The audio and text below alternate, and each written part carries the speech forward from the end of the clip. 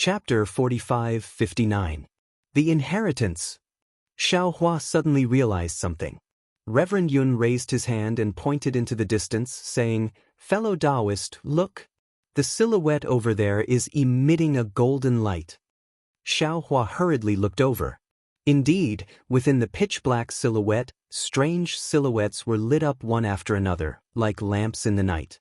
"The sons of gods are sitting there," the celestial muttered. "Could that be where Xian Hong is discussing the law? Let's go and have a look." Thinking of the inheritance, Xiao Hua's heart stirred. He flew up and waved his hand. After flying over the platform, in the time it took to finish a meal, some large silhouettes appeared in front of them. They were similar to the pavilions from before, but most of the silhouettes were shining with a golden light. Only a few of them were dim. All the silhouettes that were shining with a golden light emitted a powerful and unpredictable aura. Xiao Hua and the others could not get close at all. Xiao Hua could only choose a dim silhouette to land on. However, the silhouette was like a pavilion without any door. Xiao Hua reached out and touched the silhouette, but he felt a hard sensation. He could not enter at all. In the middle of the pavilion silhouette, there was a small protrusion. When Xiao Hua touched the silhouette, the protrusion flashed with a golden light, and a strange lock was revealed. When Xiao Hua's hand left the silhouette, the lock disappeared again. When Xiao Hua saw the lock, he immediately thought of the key he had obtained in the starry sky. He hurriedly took out the key and raised his hand to insert it into the lock. However, the lock flashed with a golden light and the key bounced off. "This key is actually not the key?" Xiao Hua was a little disappointed. Then, he took out the key he had obtained in the Yeqiong Heavenly Palace. Unfortunately, the key still could not be inserted into the lock. "That's not right." Xiao Hua was depressed. He thought to himself, "I obtained 2 keys in the Xingyue Palace. How can it not be the key? Could it be that these 2 keys belong to other pavilions?" Thinking of this, Xiao Hua did not dare to be negligent. He looked up and saw that there was another silhouette not far away from the pavilion silhouette. He hurriedly flew over. This silhouette was even weirder. It looked like 2 inverted triangles joined together. Xiao Hua touched the outline again, and the place where the 2 triangles touched flashed with a faint golden light. Another strange lock was revealed. Xiao Hua hurriedly passed the 2 keys over. The light golden lock flashed with a golden light, and the 2 keys bounced open. Just as Xiao Hua was about to head to another pavilion, fellow Daoist Kuang reminded him, "Fellow Daoist, don't forget that you still have a key that fell into the spatial crevice from the dragon field."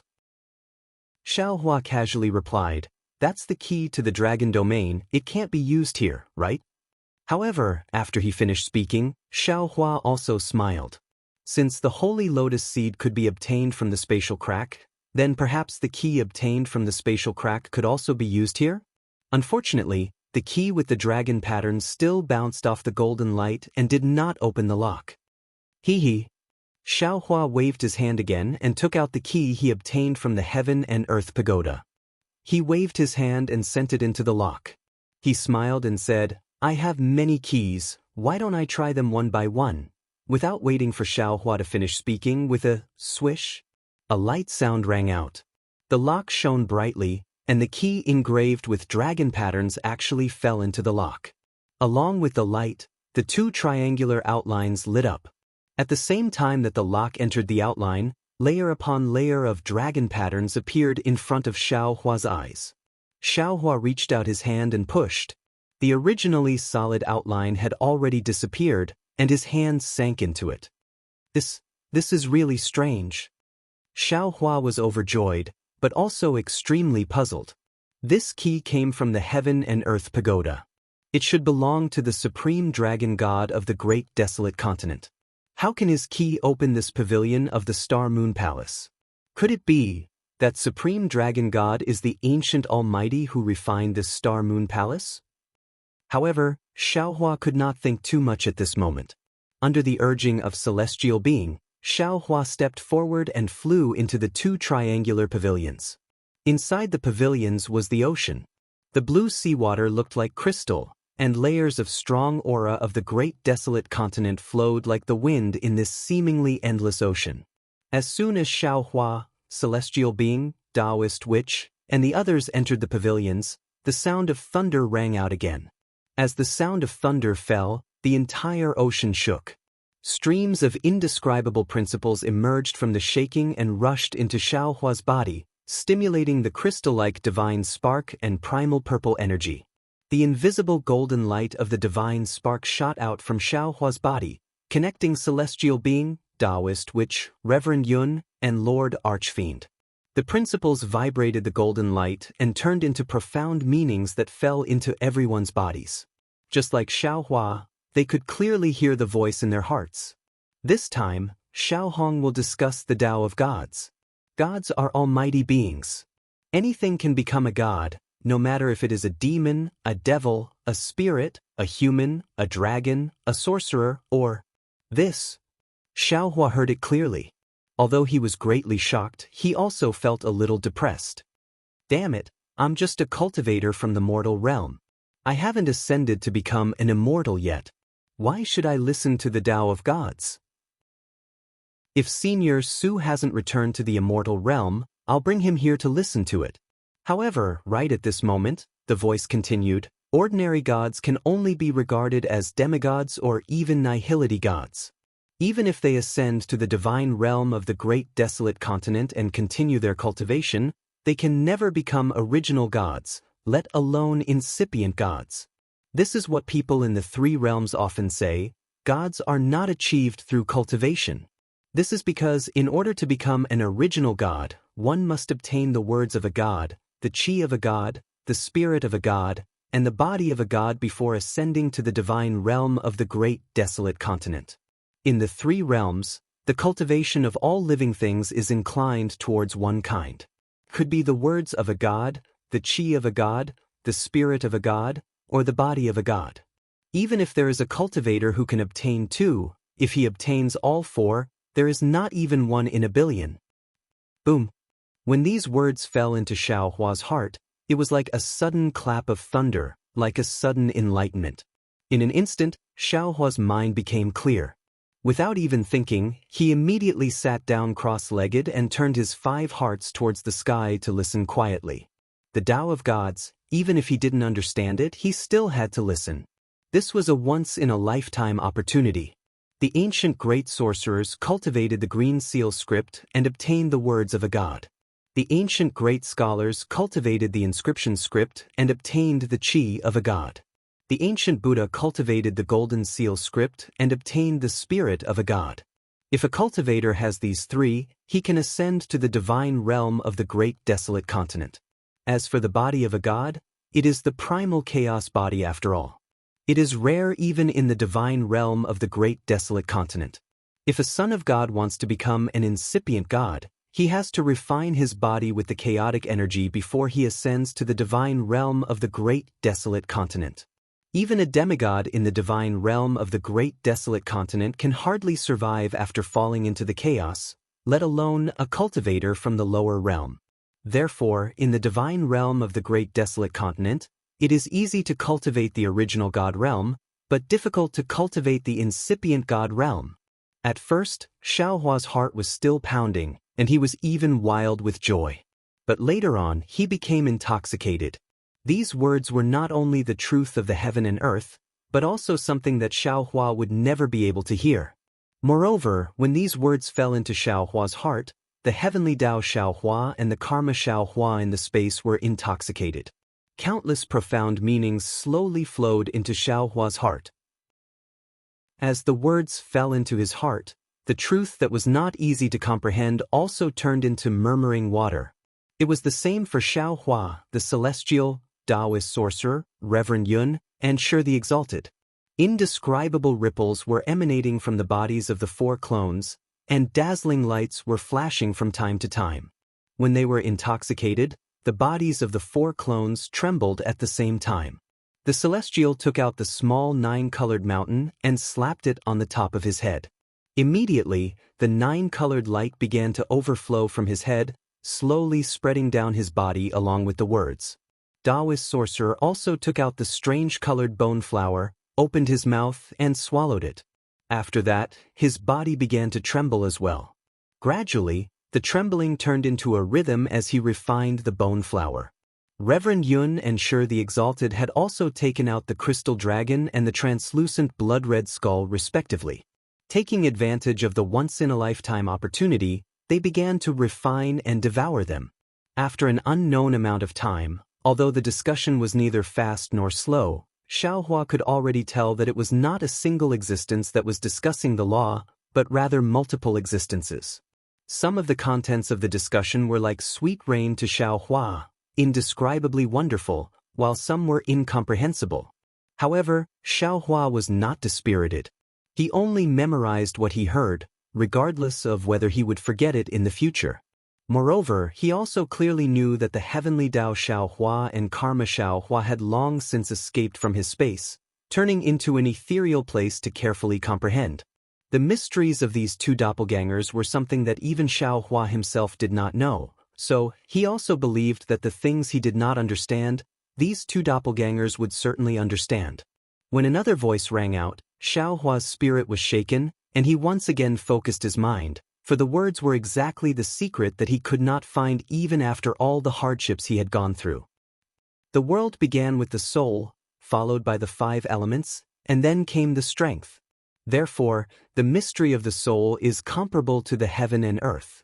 The strength of the soul is far stronger than the strength of the 5 elements, and is even stronger than the strength of the fleshly body.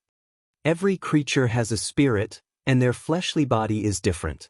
Be it a beast, a man, a wood, or a spirit, they all have different bodies, different cultivation methods, and different paths to becoming a god. But the soul of every creature is one. The essence is the same, but the form is different. Or, you can say that the grades are different. The cultivation of the soul is the engraving of the Dharma, which is the power of the heaven and earth. Only the cultivation of the soul can make all creatures equal. And only those who can control the strength of the soul can be called original God, and only then can they be qualified to step into the incipient God realm. Therefore, the cultivation of the soul touches the mystery of the heaven and earth, and harms the foundation of all creatures. Although one is an almighty expert, it is also a great taboo. I have traveled all over the immemorial world, read countless ancient secret histories, and found the mystery of the soul cultivation fragments. I have shared it with the sons of God, so they can comprehend it and see the heaven and earth. Chapter 4560. Daoist Witch, who was sitting next to Xiaohua, trembled violently. His body glowed with an indescribable green light, which took the shape of a flower and began to bloom slowly. As the strange voice fell, Heaven and Earth Xiaohua and Karma Xiaohua also sent some light threads into the flower, cooperating with Daoist Witch. At the same time, the green light around Daoist Witch rushed into Xiaohua again, as if some stamens were stuck on his body. The souls that Xiaohua obtained from the Heaven and Earth Pagoda began to slowly fall into the flower along with the green light. The faint green light gradually grew thicker. By the time the voice finished speaking, Daoist Witch had completely transformed into the shape of a flower. The souls in the space slowly fell into his body in an orderly manner. The heavenly Dao Xiaohua and Karma Xiaohua were also withdrawn from Daoist Witch's body.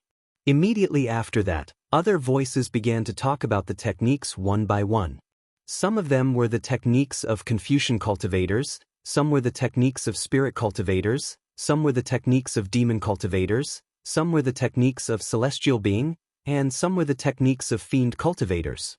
In short, all kinds of mystic techniques that could lead one to become a god were revealed one after another. The celestial being, Reverend Yun, and Archfiend Shi were wild with joy. Of course, Xiaohua felt sorry for Reverend Thunderbolt, Feng Wu, and Wen Chu. But he also believed that with Heavenly Dao and Karma Xiaohua here, these meat pies that fell from the sky would definitely fall into their mouths, although they had already been chewed by 2 of his clones. Putting aside the fact that Xiaohua had obtained the biggest meat pie from Star Moon Palace and encountered one of the most important fortuitous encounters in his path of cultivation, there was a small fishing village in the southwest of hidden Immortal continent, near the East Sea. As it was already dusk, smoke rose from kitchen chimneys, and the aroma of fish wafted out from everywhere. Although the sea breeze was still blowing, it was very gentle now, blowing the aroma to the beach. The side of the beach was covered with reefs. Many children were either playing or busying themselves near these reefs. Wherever the tide passed, not only would there be a lot of prawns, crabs, and seaweed left on the beach, there were also marine creatures that were rarely seen between the reefs. The fisherwomen in the fishing village collected the shrimp, crabs, and seaweed from the beach and brought them back to cook, leaving these children to harvest between the reefs. I caught a big starfish. A thin child took out a bowl-sized starfish from a crevice and jumped onto the reef to show off proudly. On a nearby reef, another slightly chubby child said disdainfully, "What's there to show off about a starfish? Look at me." As he spoke, the slightly plump child took out a basin-sized crab from the bamboo basket beside him and said, "This crab is enough for me and my parents to eat." The thin child from before was a little tongue-tied, as if his self-esteem had been struck. He opened his mouth but didn't know how to refute. However, when he rolled his eyes, he hurriedly pointed at another child who had buried his head in the rock wall and remained silent. "No matter how big your coral is, it's not as good as the one salted fish boy picked up. I heard that coral can be sold for a lot of copper coins." "Tisk." The chubby child immediately retorted, "I'm competing with you in terms of food, not in terms of value. The coral that salted fish boy picked up looks good, but who knows how much it can be sold for in a distant town." A big-headed fish picked up from the grass. "She can't even carry it herself." The thin child was anxious. He pointed at a short girl further away and shouted, "Hers is also better than yours." However, the thin child had only said half a sentence when he suddenly stopped talking. He looked at where the girl was and froze there in a daze. The slightly plump child naturally didn't hesitate. He looked up at the short girl and shouted, "Who said that?" However, the slightly plump child was just like the thin child. Before he finished speaking, he was already stunned there. Because where the thin child was pointing, there was not only the thin girl, but also in the west, where the sun was setting. Under the orange clouds, an extremely huge ship slowly floated over from where the tide fell. The ship was so majestic that it was the first time the slightly plump child had seen it in his life. He couldn't help but open his mouth and stand there in a daze, not knowing what to say. The ship floated extremely fast, far faster than the usual ships the children had seen. In just a few minutes, it was already close to the coast. At this moment, the thin child came to his senses and shouted, "I saw this ship first. It's bigger than the biggest ship you've seen."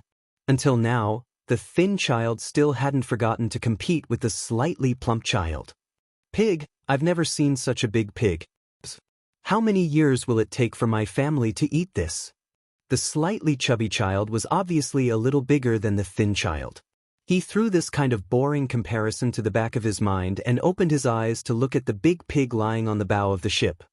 His eyes flashed with a fervent light as he muttered under his breath. When the thin child heard that, he became anxious again and shouted, "I saw this huge pig first too. You can't fight with me. After my father slaughters this pig, he'll give you a tail." "Ah?" The voices of the two children were quite loud and clear. The surrounding children who were busy picking up the sea creatures all heard them and raised their heads. Their little faces were filled with astonishment under the orange sunset. "Damn it!" At this moment, a thunderous voice sounded above the children's heads. "Who dares to eat my meat? You'll be lucky if I don't eat you." Following this voice, boom! The seawater outside the reef suddenly formed a huge wave. A wave in the shape of a pig rushed towards the thin child with a roar. "Wah!" That frail child cried loudly. The lower half of his clothes had already been soaked by the seawater, and now, a pungent smell of urine wafted over, monster. The thin girl in the distance was still the quick-witted one. Seeing this, she hurriedly jumped down from the reef and shouted as she jumped, "The monster is coming! The monster is here! The monster is here!" The children came to their senses. Their faces turned pale with fright as they moved their little legs. They either jumped off the reefs or jumped out of the sea, all of them running towards the fishing village. However, even though they were scared, their little hands were still tightly gripping the bamboo baskets and other things that they carried with them, Mother, mother? Wah-wah.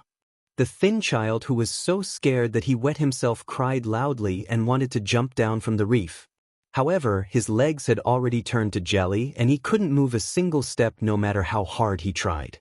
Besides crying loudly, there was only despair in his eyes. Erdan. When the chubby child heard the thin child's cries, he subconsciously slowed down his steps. However, when he saw the huge tide behind the reef, the fear in his eyes grew stronger. He no longer dared to hesitate. He turned around and ran towards the fishing village while shouting, "The monsters are here! Erdan has been eaten by the monsters."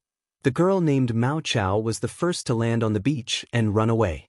When she saw Erdan lying on the reef, she turned back without any hesitation and ran towards the reef.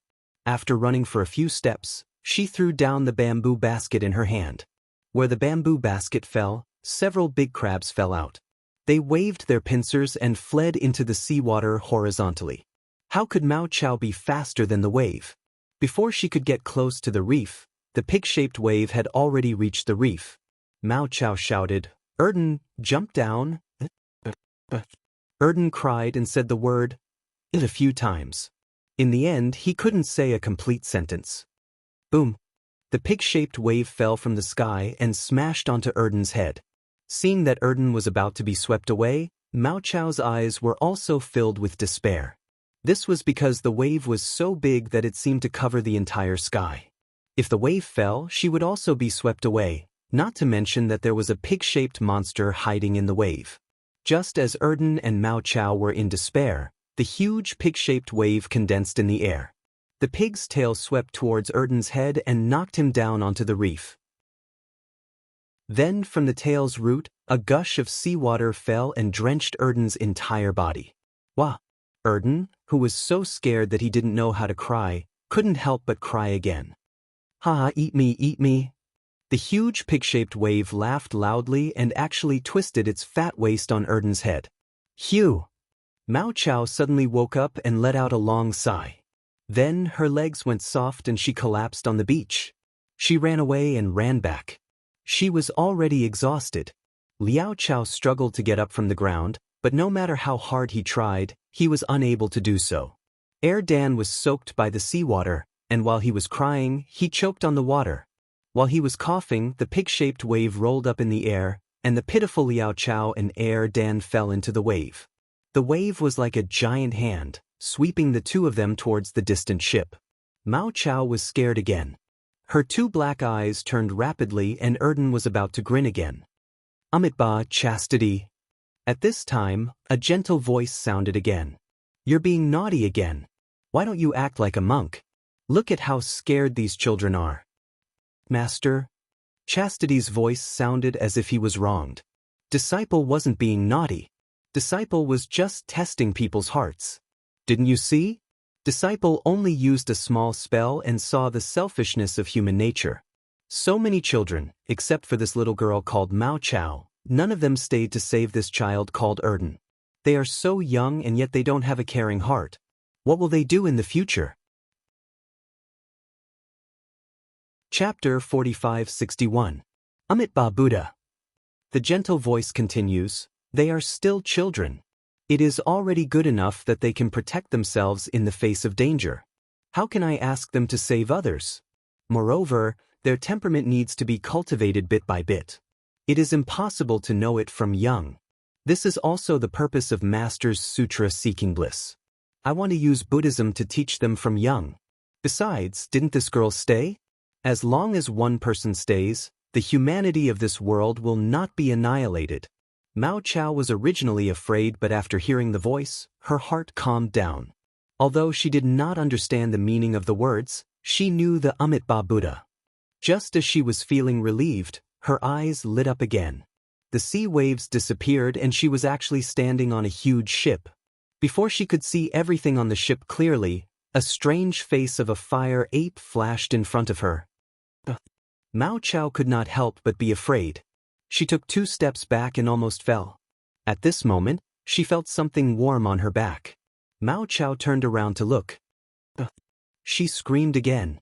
A pig ear that looked bigger than her was slightly swaying behind her back. "Amitba Buddha?" The gentle voice sounded beside Mao Chao. "Little benefactor, we are monks from Sutra seeking bliss. They are all this poor monk's disciples. Don't be afraid." Mao Chao looked towards the direction of the voice. A monk wearing a kasaya, wearing a pilu crown and holding a 9-ring monk staff was standing on the deck of the ship with a smile on his face. Wasn't this monk Chuanzong? Chuanzong did not neglect Mao Chao just because she was a little girl. He still held up one of his palms and saluted. Mao Chao's heart calmed down, but she was also a little panicked. She opened her mouth and stuttered, "Greetings, great master." Erdan, who is beside Mao Chao, cries again, "Mother, mother, Amitba." Chuanzong smiled and said, "Young benefactor, don't worry. Your clothes are already wet. Let my disciple dry your clothes first. The sea breeze here is very strong. Maybe you will get sick, master." On the other side of the deck, a white dragon horse walked over, scaring Mao Chao, because the white dragon horse spoke human language. Moreover, it was the language of hidden immortal continent. "You don't know this. These children grew up by the sea since they were young. They are not afraid of the sea breeze. Don't look at how cold the weather is now. Letting them swim 2 laps in the sea will not be a problem." Xianxia's lazy voice sounded again. "Do you think they're dragons like you? He even swam 2 laps in the sea. Let's not talk about freezing to death. We'll tire them to death." The white dragon horse was naturally Zhen Feng. He smiled and replied, "Eldest senior brother, the circle I'm talking about is a casual circle. It's not like the big circle in the Eastern Sea." "Bah!" Zhenjie replied mercilessly, "you still have the nerve to talk about your East Sea. You, the 10th prince of the East Sea Dragon Palace, have no face at all. What happened to the dragon boat? What happened to the banquet? What happened to the song and dance of the conch maiden? Damn it, not a single promise was fulfilled. On the contrary, the wild flood dragons and sea beasts are endless. If it wasn't for me, Master would have been eaten by the sea beasts the moment he stepped into the Eastern Sea, right? You still have the nerve to call yourself the 10th prince of the Dragon Palace in front of me?" Eldest senior brother? Zhen Feng also felt wronged. Although his horse face was burning, he still said in a low voice, "Little brother also doesn't know what happened. There must be some big change in the East Sea Dragon Palace. Otherwise, when Master passes through the Eastern Sea, the Yu would have to express their gratitude." What's there to express? Those suppressed sea beasts coming over to make up the numbers? Then wouldn't they have to make me help out? Zhen Jie snorted coldly and said, "Don't say so many useless things. Since your East Sea Dragon Palace doesn't have any offerings, when we get ashore, you still have to carry me. The previous agreement doesn't count anymore. All right, eldest senior brother." Zhen Feng was dejected. He swung his tail and walked to the side of the ship listlessly. Chun Jie opened his mouth as if he wanted to reprimand him. However, when he saw Zhen Jie's mountain-like body, he shook his head slightly and said to Zhen Kong, "Zhen Kong, help this child dry his clothes." "Yes, master." Zhen Kong replied. Just as he took a few steps, Erden was so scared that he wanted to grin again. Zhen Jie called out, "Zhen Han, what are you waiting for? Do you want master to call you? Don't you know that your Confucian cultivation true chi is the best at drying clothes?" Yes, eldest senior brother. Little brother understands." On the other side of the deck, a Confucian general dressed in armor instantly got out of his lazy state and flew over energetically. As he rubbed his hands, faint flames appeared. They finally saw a human again. Although this human had thick eyebrows, big eyes, and a murderous aura, Zhuo Chao and Erden finally calmed down. With Zhen Jie around, Zhen Han naturally wouldn't burn Erden's clothes. He just pretended to be careless. Therefore, it didn't take long for him to dry Erden's clothes. At this moment, the ship also shook and stopped. From the cabin of the ship, 2 7th-grade Essence Force sea demons popped their heads out. When the 2 sea demons appeared, Zhuo Chao and Erden trembled again. They were so scared that they even closed their eyes. The 2 sea demons tiptoed to a place not far from Chunzong. They lowered their voices and said respectfully, "Master, we have already arrived at the hidden immortal continent." Our ship is too big and can't get close to the shore. The sea demons spoke in the human language. They were very stuttering and even a little unclear. Chunzong was a little stunned as if he didn't understand. Xianxia snorted and said, "If you know that you can't get close to the shore, then what are you still talking about? Why don't you hurry up and get a small boat over? Don't you know that my master can't fly?" Yes, yes. When the two sea demons heard Xianxia's words, their bodies clearly trembled. Without saying anything else, they hugged their heads and ran back. Then, they heard a crackling sound from the cabin. Not long later, a rather big ship appeared on the surface of the sea. "Damn it!" Xianxia cursed. "Can such a big ship get close to the shore?" Yes, yes. A sea demon hurriedly said, "Senior, don't worry. There are no submerged reefs at the bottom of the sea. This ship can definitely get close to the shore." Good. Xianxia nodded and said, "If my master's kasaya is stained with a drop of seawater, I will teach you a lesson." That sea demon replied with a sad face, "Senior, how about this junior carry master to the shore?" Nonsense. If he can carry you and fly, why do we need you? Zhen Feng jumped up and said, "I am the 10th prince of the Eastern Sea Dragon Palace. I have already carried my master across the Eastern Sea. Do you know? Amitba." Chunzong chanted, "Thank you, benefactors. This poor monk will take his leave now. I hope we will meet again in the future." You're welcome. The two sea demons hurriedly returned the salute with a relieved expression. Xianxia finally stood up from the deck, causing the entire ship to shake. However, this was nothing. His words stunned the two sea demons on the spot. "Go back and recite the rebirth mantra for me 3,000,000 times. 3,000,000 times. The sea demons' faces were even more bitter than if they had eaten a pill. Xianxia glanced at the two sea demons and said coldly, "What's wrong? Don't you miss the rebirth mantra? How many living beings have you killed? Can you transcend all of them by reciting it 3,000,000 times? If you don't miss it, I will recite the rebirth mantra twice now." Yes, senior. We will definitely recite it, definitely. The two sea demons turned pale with fright and immediately replied, "Recite it now." Xianxia stood up from the ship and watched as Zhenkong carefully helped Chuanzong onto the small boat, berating him sternly. "Namo Amitba yi Todagato yi Toda yi Amitba Padi Amitba Padi Amitba Padi Amitba Padi Amitba Padi Amitba Padi Amitba Padi Amitba Padi Amitba Padi Amitba Padi Amitba. Ah? Why is the rebirth mantra so short? A moment later, Xianxia stopped in the air and glared at the two sea demons. "You dare to fool me? Senior." The two sea demons' faces changed drastically, and they hurriedly said, "We don't dare." Eldest senior brother? Zhenhan, who was dancing the sutra with her staff, hurriedly whispered, "The mantra of rebirth is so short." Xianxia was stunned and looked a little embarrassed. Then he snorted and said, "Forget it, you're lucky. If I had known earlier, I would have let you all chant." At this point, Xianxia tactfully shut up and walked towards the hidden immortal continent with large strides.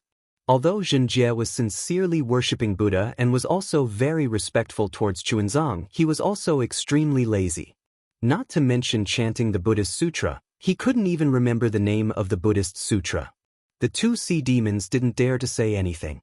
Seeing Xianxia leave, the two sea demons hurriedly flew back to the ship and carefully stood on the deck. After Chuanzong sat on the small boat and reached the beach, the two sea demons jumped into the sea and escaped towards the depths of the East Sea. Chuanzong got down from the small boat and Zhenkong carefully supported him. Chuanzong walked past the beach and turned his head to look at the vast sea and the footprints he left on the beach. He couldn't help but sigh, "Amitba, this poor monk has finally stepped onto the land of the hidden immortal continent again. My Buddha is merciful. This time, it is completely different. Last time, this poor monk only had the heart of Buddha. The heart is willing but the strength is insufficient. Now, this poor monk has 3 scrolls of Mahayana Buddhist Sutra. The Buddha's mantra is not only to enlighten the common people, it is also to let the hidden immortal continent bathe in the glory of Buddha. Although this journey was difficult, this poor monk has finally walked more than half of it. The so-called merit and virtue is nothing. The only real thing is these footprints. These footprints can once again step into the longevity town. I hope they can also step into the hearts of the people. Chapter 45-62. When Chunzong turned around, he saw a row of shallow footprints beside the footprints he left on the beach. It was Jin Kong. Of Chunzang's 4 disciples, Zhen Jie, Zhen Feng, and Zhen Han were all riding the wind. Only Zhen Kong was supporting Chunzong as they walked along the beach. Dang dang dang. At this moment, the sound of a gong came from the fishing village in the distance. Clamorous shouts could be heard, "Help! The sea monsters are eating people." Amidst the noise, a group of strong fishermen rushed out of the fishing village with harpoons, spears, scimitars, and other weapons in their hands. They rushed toward the beach while shouting, "Amitba!" Chunzong retracted his gaze from the sea and looked at Zhen Jie, who was standing in the air. "Zhen Jie, this is all your fault. Why aren't you apologizing to the fishermen?" "Yes, master." Zhen Jie nodded. He raised his hand and punched Zhen Feng, who was carrying Ji Chao and Air Dan on his butt. He scolded, "Go, apologize to the fishermen." "Why is it me again? What does this have to do with me?" Zhen Feng felt wronged and shouted. Just as he was about to give up, a gust of wind suddenly blew from the East Sea. The sky that was covered in the sunset glow now had layers of black and white ribbons. These colors seemed to be caused by the gust of wind, but also seemed to be caused by the folding of the void. At the same time, where the sea met the sky, a layer of pitch-black demonic clouds quickly spread along the surface of the sea. Within the demonic clouds, the silhouette of a huge shell could be seen. In front of the demonic clouds, there was a faint golden shadow. This shadow was like a huge eagle. With a flap of its wings, it flew hundreds of miles. This shadow carried a terrifying aura as it crossed the surface of the sea. Wherever the shadow passed, it created waves that were dozens of feet tall. It looked like it was faster than lightning as it pounced toward Chunzong. "Protect Master?" Zhen Kong was originally supporting Chunzong. At this moment, he roared and reached out his hand to grab the magic wand. Then he rushed into the sky. He faced the terrifying aura head-on. "Okay." Zhen Han didn't dare to delay. She replied and threw the scripture on the ground. She waved her staff and flew to Chunzang's side. She looked like a loyal and righteous person. "Damn it." Zhenfeng cursed when he saw Zheng Han snatching the opportunity to perform before him. He hurriedly landed on the ground and tossed 2 balls and 2 grass to the ground. He didn't care whether the 2 children were injured or not as he hurriedly shouted, "Master, don't be afraid. Your disciple is here." But Longma Zhenfeng rushed over like the wind, also blocking Chunjiu behind him. Fortunately, Liao Chao and Erdan were originally children who grew up on the beach. Although Longma Zhenfeng threw it savagely, there weren't any sharp rocks on the beach. The 2 children rolled on the beach and immediately got up. Looking at the violent winds and huge waves in the distance, as well as the dark clouds in the sky, they didn't hesitate to rush towards the small fishing village. Outside the small fishing village, the fishermen who had already come out with all kinds of weapons saw the white waves on the sea and the dark clouds in the sky. Although the terrifying aura wasn't directed at them, it was enough to make them tremble with fear. Now that they saw Ji Chao and Air Dan rushing back, who would dare to be arrogant outside? After receiving Ji Chao and Air Dan, they all turned around and ran back to the fishing village. They tightly closed their doors and didn't even have the courage to peek outside. Zhen Jie saw the faces of Zhen Feng and the others. Zhen Jie revealed a cold smile. However, when the terrifying aura approached, Zhen Jie's expression turned cold. He shouted inwardly, "Not good." Zhen Jie hurriedly took out the 9-tooth rake and his body glowed brightly. His body expanded and he shouted, "Damn fire ape! This is a demonic beast with an 8th grade essence force. How can you be a match for him? Quickly come back." Zhen Jie's attitude toward Zhen Kong was different. He knew very well that Zhen Kong had disregarded his opponent's strength and charged forward without any regard for his own safety. This was Zhen Kong's true intention and not some pretense. Thus, his words were filled with great concern. Unfortunately, Zhen Jie's reminder was too late. Before he finished speaking, a golden-winged rock appeared. Wasn't it Peng Jun? A golden light flashed in Peng Jun's eyes. He glanced at Zhen Kong and stretched out a sharp claw. Ka! It swept through the sky and tore the void apart. The sharp claw instantly grabbed Zhen Kong's head. Under the sharp claws, the space within several kilometers was sealed. Let alone Zhen Kong, who was flying, even the surface of the sea beneath him froze in an instant. Zhen Kong faced Peng Jun, who was many times stronger than him. His eyes turned red as he roared towards the sky. The blood vessels on his arms flared as he tried to wave his magic wand. Unfortunately, under Peng Jun's sharp claw, Zhen Kong was like a child. Peng! The sharp claw grabbed Zhen Kong's magic wand. At the same time, the magic wand was sent flying. Zhen Kong's body also fell into the sea like a rock. Damn it! Zhen Feng saw this from afar and his body trembled. Even his horse's legs went soft. He shouted in shock, "How can there be a demonic beast with 8th grade origin energy? Is Mahavairakana crazy? I have to hurry and inform the Immortal Palace." Zhen Han's heart was also pounding.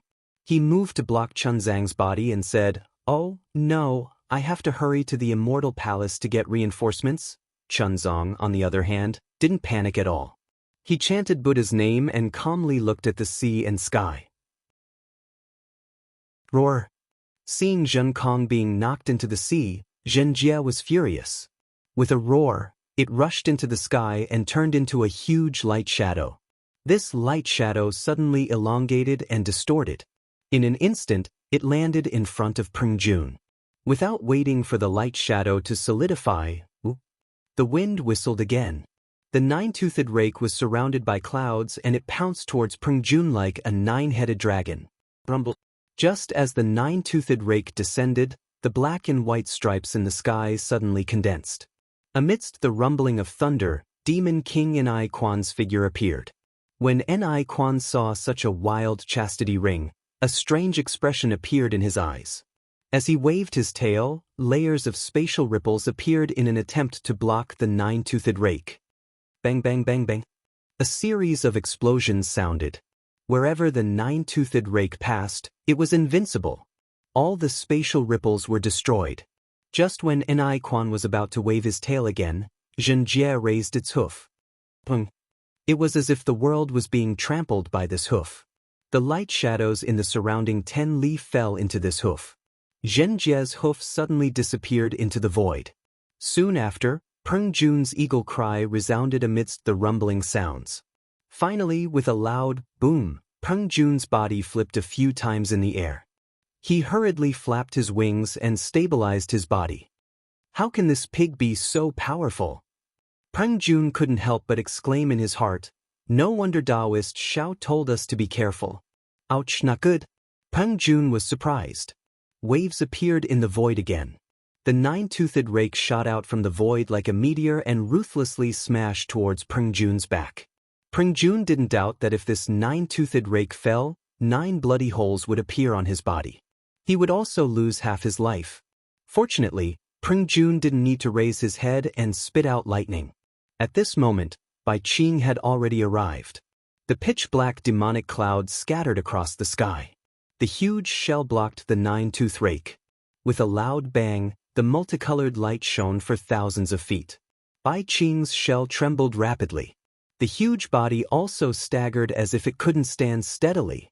The multicolored halo on Bai Qing's shell was extremely powerful. Even if Chastity Ring's nine-toothed rake hit it, the halo alone could greatly reduce the force.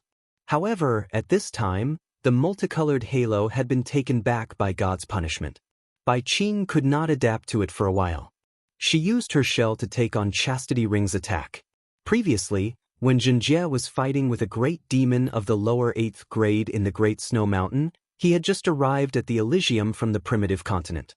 Due to the laws of heaven and earth, many of his supernatural powers were restricted by the laws. He could only reach the upper 8th grade of the Elysium. Moreover, at that time, Xianxia wasn't familiar with the environment of the 3 continents and couldn't fully display his strength. In addition, the 5-colored halo of the great demon was magical. It seemed that he could only fight the great demon to a draw. But now, not only was Xianxia used to the power of the stars and moon in the 3 continents, he also used some secret techniques to avoid the power of the laws and recovered some of his supernatural powers. His strength had already surpassed the peak of the 8th grade of the Elysium and was not far from the edge of the 9th grade of the Elysium again. How could Bai Qing, who had lost her 5-colored halo, resist the 9-toothed rake so easily? Under this attack, although the shell wasn't penetrated, Bai Qing was also injured. As the huge shell swayed, a shadow immediately appeared and hurriedly escaped from the battle. Where do you think you're going? Xianxia took advantage of the situation and roared. Once again he stretched out his trotter and stomped towards Bai Qing. Boom boom boom. At this moment, An Quan made his move. Ripples appeared on his horn and a series of spatial collapses closed in on Xianxia. Xianxia was slightly shocked. He opened his mouth and spat out a pillar of light. It was like a fountain that hit the spatial collapses and instantly pierced through them. Damn it! Seeing Bai Qing take advantage of the situation to escape, An Quan flapped his wings and pounced over. On the other side, Pringjun also flapped his wings and attacked with his sharp claws. Xianxia cursed under his breath. Where did these 3 great demons come from? Their strength is at the 8th grade of the Elysium. I have enough confidence to fight against 2 of them, but it will be difficult to deal with 3 of them. You demons! Xianxia waved his 9-toothed rake in the air and shouted, Where are you demons from?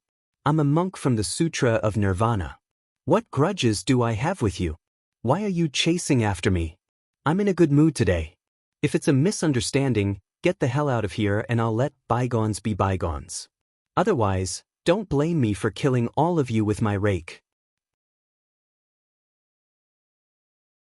Chapter 45-63. Humph! Bai Qing broke away from the battle. His 2 shells glowed faintly, and Bai Qing's clear face appeared on the surface of the shell. His face was filled with resentment. How dare you call yourself a monk from the sutra seeking nirvana?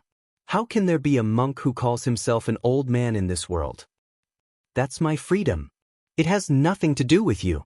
Xianxia shouted impatiently, If you have a grudge, say it quickly. If you're mistaken, get out of here and let me have a good night's sleep. Ah, Pringjun sneered. Monk, if we don't have a grudge, why did we come all the way here from the sacred realm of 1,000 demons?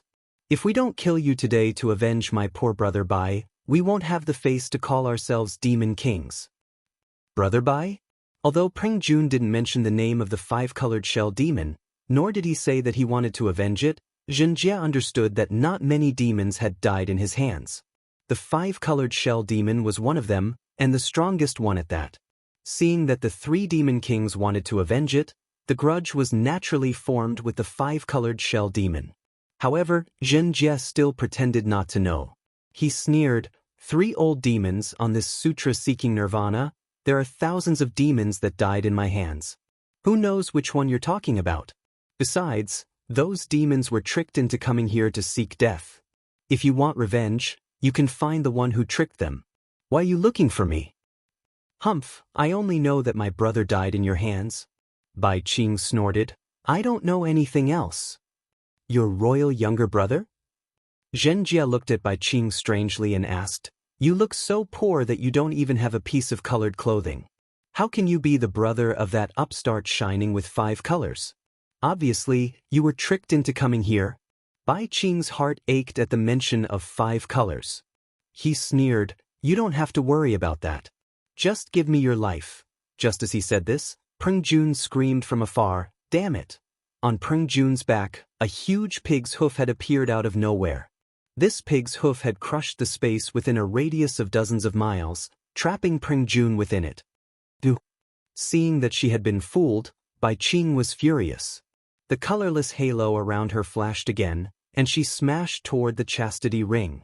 Bai Qing's 5-colored sea god shell's bloodline had been taken away, but the shell had been refined for many years. The material of the shell itself was also rare. When Bai Qing pounced on the chastity ring, a booming sound came from the sky as if a giant mountain had collapsed. Bai Qing doesn't seem to have many tricks up her sleeve. Since Bai Qing is already like this, Bei Xing can't be that strong. Although Enai Quan was in the middle of the battle, his heart was elsewhere. He had many thoughts just like Enai Sheng from the Great Sage Hall. Along the way, he had been thinking about how to see Bai Qing's bottom line. Now that he saw that Bai Qing's 5 colors divine ability could no longer be used, he felt much more at ease. With such thoughts in mind, Enai Quan hurriedly said, "Brother Bai, don't be anxious. I'm here to help you." As he said that, Enai Quan swung his big tail. Together with Bai Qing, they formed a triangle and attacked Xianxia's fat head from both sides. Seeing the two forces sealing the space around it, layers of void cracks appeared in the nearby space, entangling and swallowing each other. Xianxia knew that although its kick could injure Prengjun, it would definitely be killed. Xianxia sighed secretly. It stretched out its hooves from the void and faced Enai Quan. The nine-toothed rake danced and struck toward Bai Qing. Prengjun escaped from the desperate situation. Without hesitation, he let out a long cry and pounced toward Xianxia again.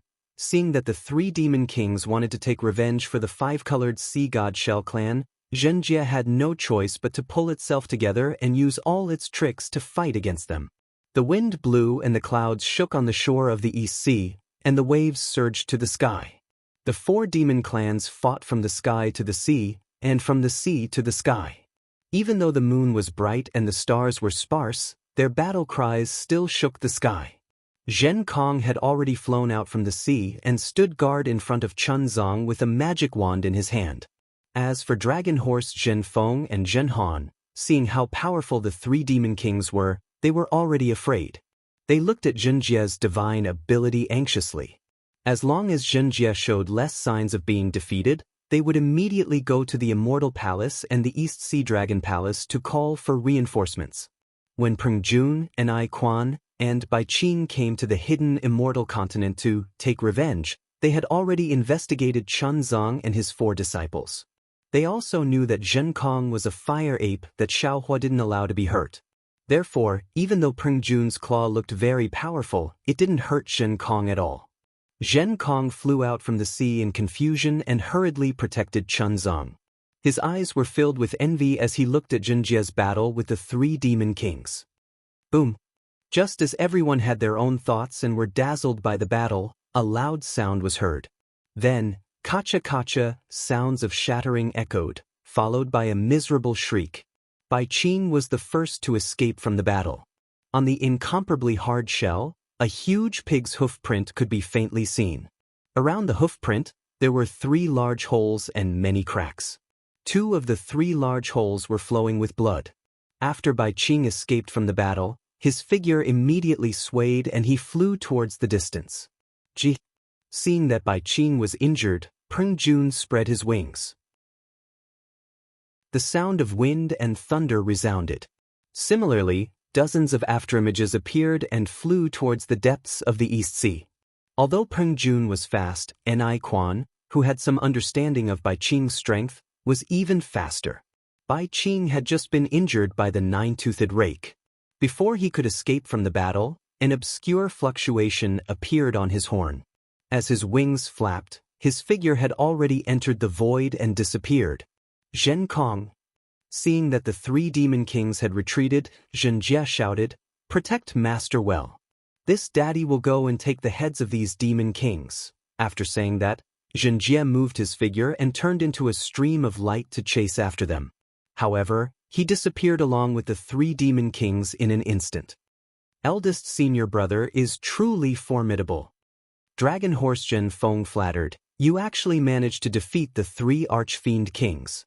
Seeing that your strength has already reached the highest realm in the 3 continents, you are truly a role model for us disciples." Eldest senior brother's strength has already reached the top. Zhen Han praised. His dedication is worthy of us learning. He was already exhausted from fighting the 3 demon kings, but in order to eliminate any future troubles, he still mustered his courage and chased after them. However, with this spirit of not giving up until the goal is achieved, eldest senior brother is also a role model for us. 2 bootlickers. Zhen Kong snorted coldly. There is no need to talk about senior brother Xianxia's strength, But if we are talking about spirit, I feel that the possibility of him being lazy and sleeping is higher. Master, you have to be a witness. Dragon Horse Zhenfeng immediately complained. When eldest senior brother returns, I will tell him this.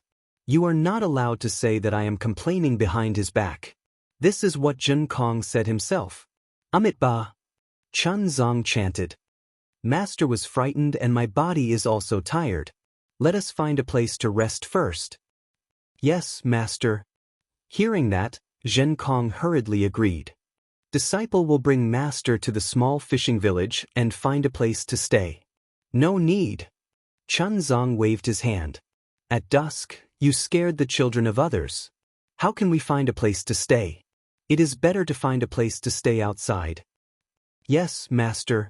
Zhen Kong felt that it was reasonable. He raised his head and with a flash of golden light in his eyes, he could already see clearly. He used his finger to point at a place that was like a hill not far from the fishing village. There is a place to shelter from the wind. Master, you can rest there tonight. Amitba, let's go there. Chun Zong nodded and walked towards the direction that Zhen Kong pointed. Zhen Kong flew over first and waved his magic wand to clean up the surroundings. After Chun Zong sat down cross-legged and began to chant Buddhist scriptures, he stood far away with his magic wand in his hand and was on guard. Not only did he release his essence to scout the surroundings, he even executed the eye-clearing technique. His eyes flickered with golden light, appearing exceptionally bright in the darkness. Too pretentious. Zhen Han and Dragon Horse Zhenfeng exchanged a glance and mocked. The three Archfiend Kings have already been beaten away by eldest senior brother. Which other Archfiend would be so blind as to come and seek death? The man and the horse laughed and also found a place to meditate. The curtain of night gradually lifted and the first rays of dawn slowly arrived. At the seaside where the battle took place last night, the sky was clear and boundless. The sun that had just begun to rise sprinkled its not-so-glaring brilliance onto the calm surface of the sea and also onto the fishing village. Caw-caw-caw. A rooster's crow sounded. Chun Zong, who had been meditating, moved his eyes slightly and was about to wake up. Seeing this, Zhen Kong's figure swayed and the dew on his shoulder dripped down. He was about to fly to Chun Zhang's side. However, at this moment, he suddenly stopped and turned his head to look at the fishing village. In the direction of the fishing village, a beautiful woman wearing ordinary clothes and carrying a bamboo basket leisurely walked over. The woman's eyes were searching as she walked. When she saw Chun Zhang's location clearly, joy appeared on her face and she quickened her steps. Hey! Zhen Kong roared and blocked the path with his magic wand. He raised his hand and pointed at the woman, saying, Bold Archfiend, why are you still not revealing your true form? The woman was stunned. With a hoarse voice, she hurriedly called out, Master, please spare my life. This concubine is the mother of the girl you met yesterday. Mo Chao has already told this concubine about yesterday's situation.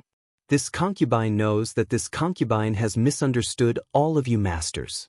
Thus, this concubine was afraid that this concubine would be hungry, so this concubine made some biscuits early in the morning to appease your hunger. Bullshit. Zhen Kong raised his magic wand and a cold wind swept up. He aimed it at the woman's forehead and shouted, If you are Mo Chao's mother, how did you know that my master is immortal and needs to eat? Chapter 45-64. Master.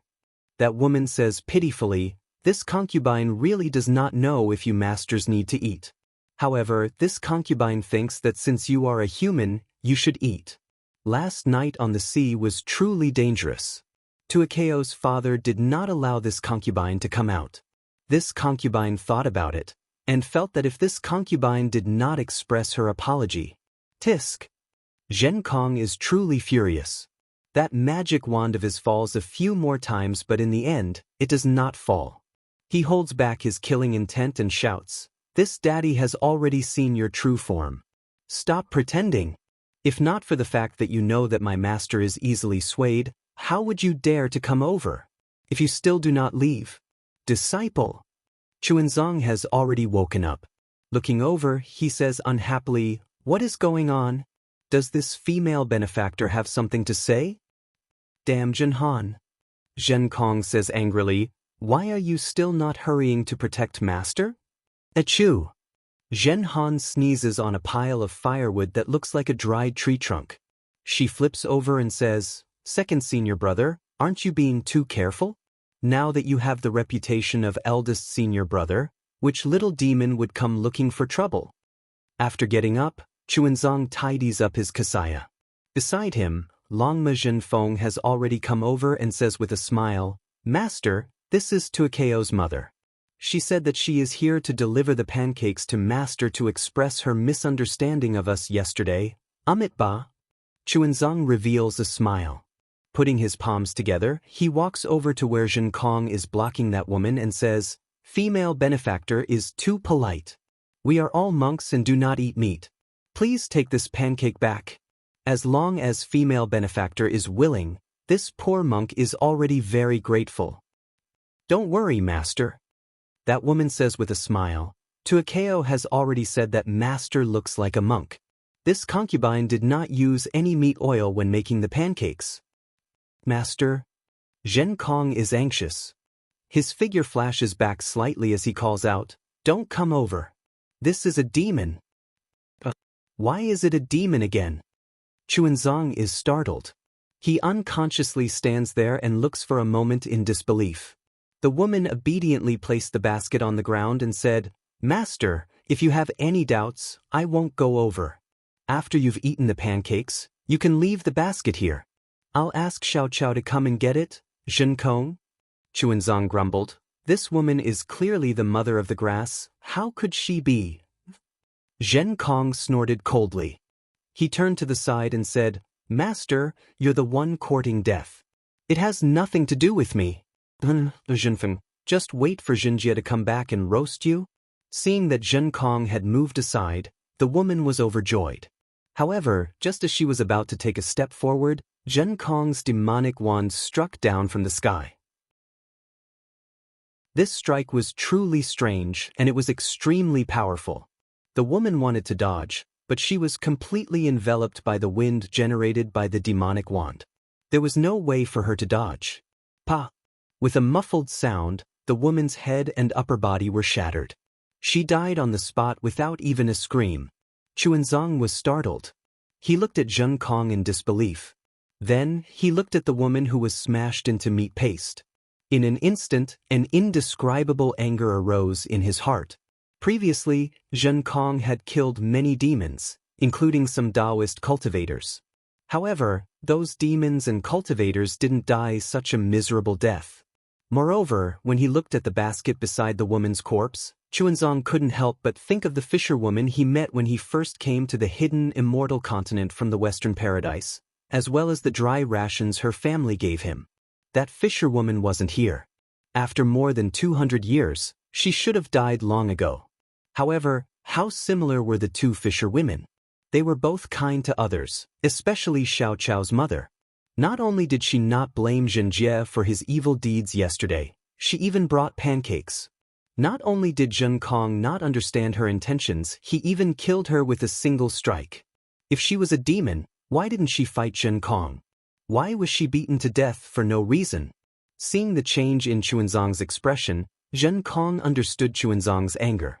He raised his magic wand and swept it across the woman's corpse a few times.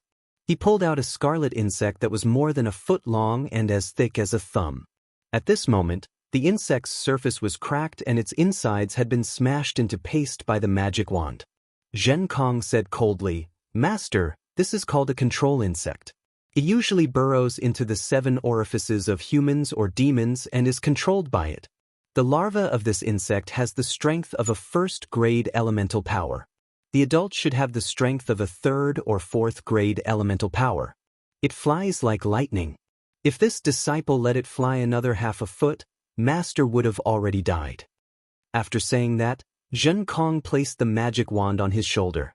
He ignored Chuanzong and landed on a distant hill. He looked up at the rising sun in the east with a yearning expression. Chuanzong looked at Zhen Kong's departing figure and then looked at the woman's corpse on the ground. He was so angry that he couldn't speak. After a moment, Chuanzang calmed down and chanted the rebirth mantra. He began to clean up the flesh on the ground. Zhen Kong looked at him coldly. Just as he was about to raise his hand and release a fire art, Zhen Han jumped out from the pile of firewood and flew to Chuanzang's side. She said respectfully, "Master, disciple is here to help you." Bootlicka. Zhen Kong sneered and looked to the east. It seemed to be where the Fortune Dao Palace was located. Zhen Kong was a fire ape. Before he was suppressed on the Dawn Rain continent, he killed countless humans and demons. Even after he escaped, he killed many humans and demons. In his eyes, there wasn't much difference between humans and demons. There was no difference between him killing a human and a demon.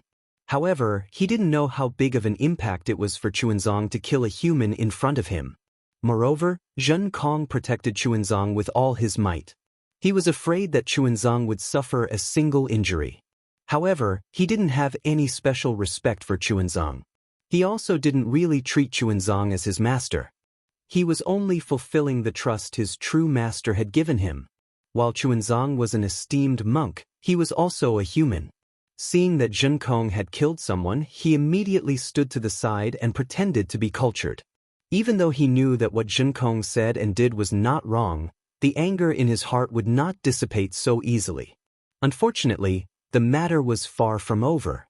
Before Chuanzang and Zhen Han could clean up the woman's corpse, two more people hurriedly appeared in the small fishing village. The person in front was a fisherman with messy hair and some white hair on his temples. The fisherman was pulling a short girl. Wasn't that Tua Chao? Tua Chao struggled with all her strength and didn't want to come over. However, the fisherman's face was ashen and he looked very angry. He pulled Tua Chao and walked over. "Ha!" Dragon Horse Zhen Feng laughed and said, "My beloved second senior brother, look, you've caused a disaster. You killed his mother and wife, and now he's dragging his family to look for you. Let's see what you're going to give him as a wife. How about this? You stay in this small fishing village and sell yourself to Tua Chao's father as a worker. When you've earned enough copper coins to give Tua Chao another mother, you can chase after him and continue to pray for scriptures in paradise."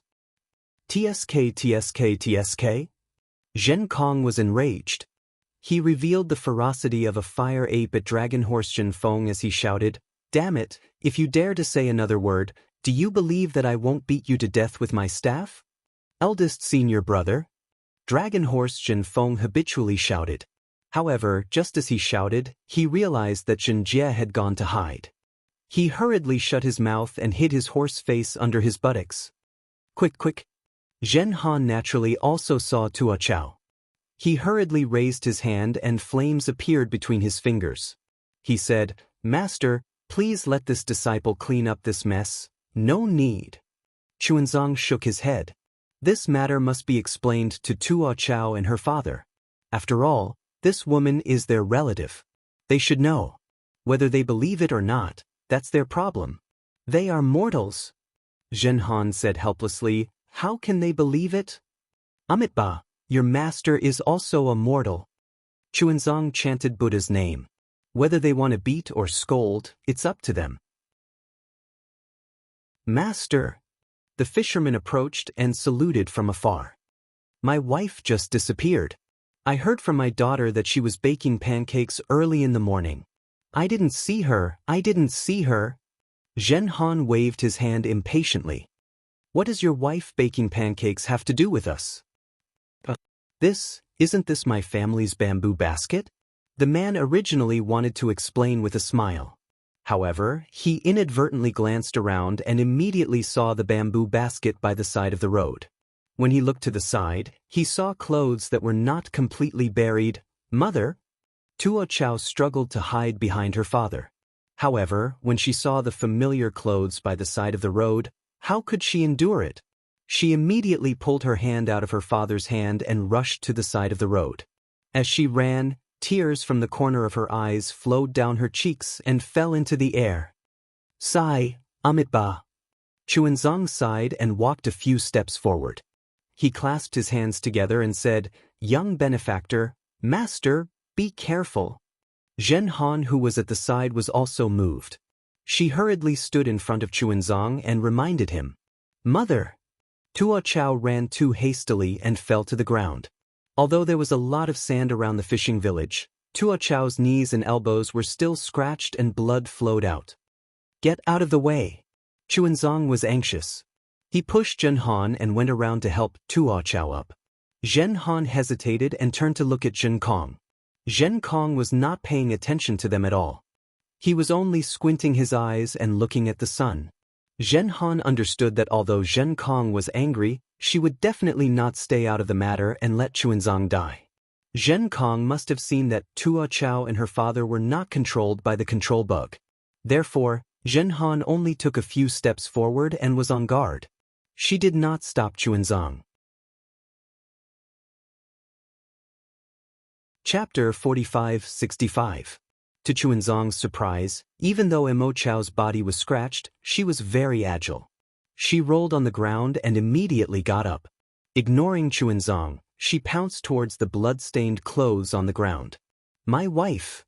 The man also realized what happened. His face was filled with sorrow as he quickened his steps and followed behind Imo Chao. Chuanzong was very embarrassed. He took a deep breath and walked over.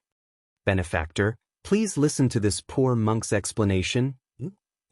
The man suddenly sped up and shouted, You killed my wife. You have to pay for my wife's death with your life? Oh no! Seeing the man's strange behavior, Zhen Han was shocked. He quickly opened his mouth and was about to spit out a mouthful of sword qi. However, at this moment, Chuanzong was standing in front of him. Moreover, the fisherman had already spat out black gas from his nostrils. A black light like a control insect appeared in the black gas. Zhen Han's figure flashed. Just as she dodged Chuanzong's attack, the sword qi in his mouth had already been spat out. At this moment, there was another thunderous sound. Kill! A rolling shadow of a staff swept past Chuanzong's head. The powerful wave of qi not only pushed Chuanzong to the ground, but even Zhen Han's figure staggered a few times and almost fell down. Under such a powerful staff shadow, the control insect was already smashed into several pieces. As for the fisherman behind the control insect, he was not spared either.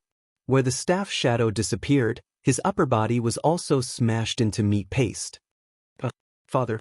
Imo Chao had just pounced in front of her mother's corpse. Before she could smell the familiar scent on her mother's clothes, she heard another sound behind her. She naturally turned around and saw her father being smashed into pieces by a magic staff. Although Little Grass was a strong girl, she was still young. She only cried out once before she fainted. Zhen Kong. Chuanzong stood up from the ground. His pilu hat was already crooked. He did not care about his clothes and shouted, What are you doing? Why did you kill someone again? Zhen Kong's figure appeared in midair. He looked at Chuanzong and his eyes flashed with golden light. He looked at the fainted Imo Chao and seemed to be thinking about something. Don't you dare! Chuanzong hurriedly stood in front of Imo Chao and said, If you kill someone again, kill me first. She doesn't have a control insect on her. Why would I kill her? Zhen Kong sneered and pointed at the control insect corpse on the ground with his magic staff. Take a look for yourself. Think about it. Didn't the black gas fly out of this person's nose? With that, Zhen Kong did not say anything else and he flew towards the fishing village. Although Zhen Kong didn't say what they were going to do, Zhen Han understood that there was definitely something wrong with this fishing village, since control bugs kept appearing. So, Zhen Han shouted, Zhen, be on your guard. Don't let the monster. Without Zhen Jie and Zhen Kong, Zhen Feng was very diligent. With a cry, he hurriedly poked his head out from under his butt and looked around. He even cried out, Damn it, where did all the merit points from the Immortal Palace go? I must report them to Immortal Emperor Goqin for being absent from work. Amitba. Chuanzong's mouth was filled with bitterness. He squatted down and picked up Imo Chao's thin and weak body. He was really worried about how to explain himself after Imo Chao woke up. Master, Zhen Han said softly, these two control insects are really repulsive. The Pegasus only controlled the two adults and did not control the little girl.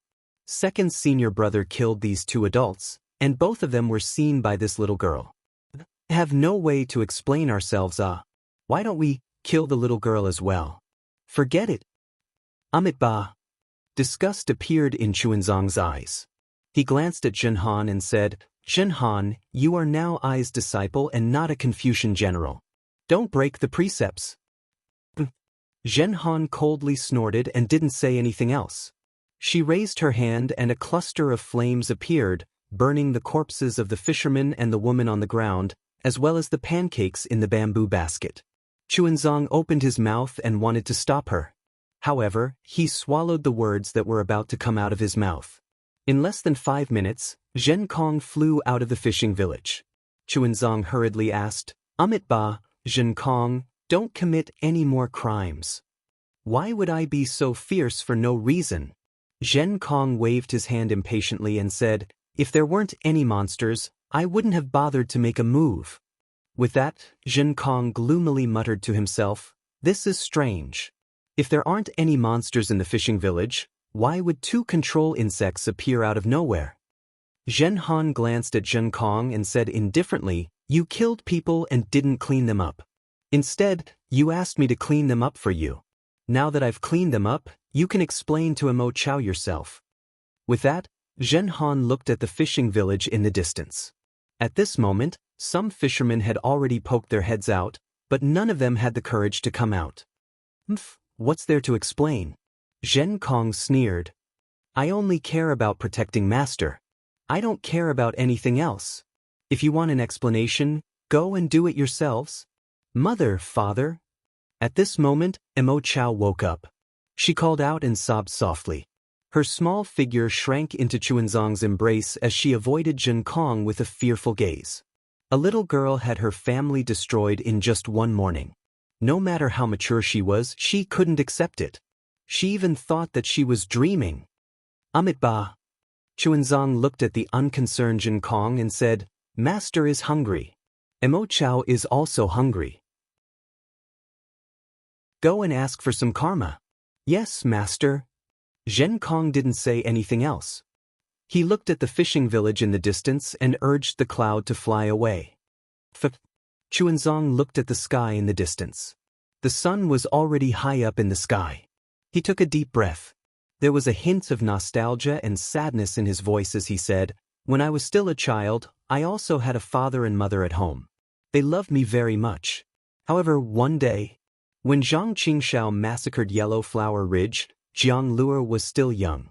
Xiaohua originally thought that Jiang Luo might not know the truth. However, Jiang Luo clearly knew what happened that day. Although he didn't know who Jiang Luo learned the truth from, or if he saw it with his own eyes, he could hear from Chuanzong's mouth that Chuanzong's knowledge and the truth were somewhat different. However, Xiaohua wasn't here. Only Immortal, Zhen Han, and Longma Zhenfeng were listening at the side. Zhen Han and Longma Zhenfeng wanted to know Chuanzong's background from Chuanzong. Immortal sympathized with Chuanzong's experience. No one knew how serious the difference was. When Zhen Kong slowly flew back with a bamboo basket in his hand, Immortal's eyes were still filled with sorrow and hatred. However, the tears in her eyes had already dried up.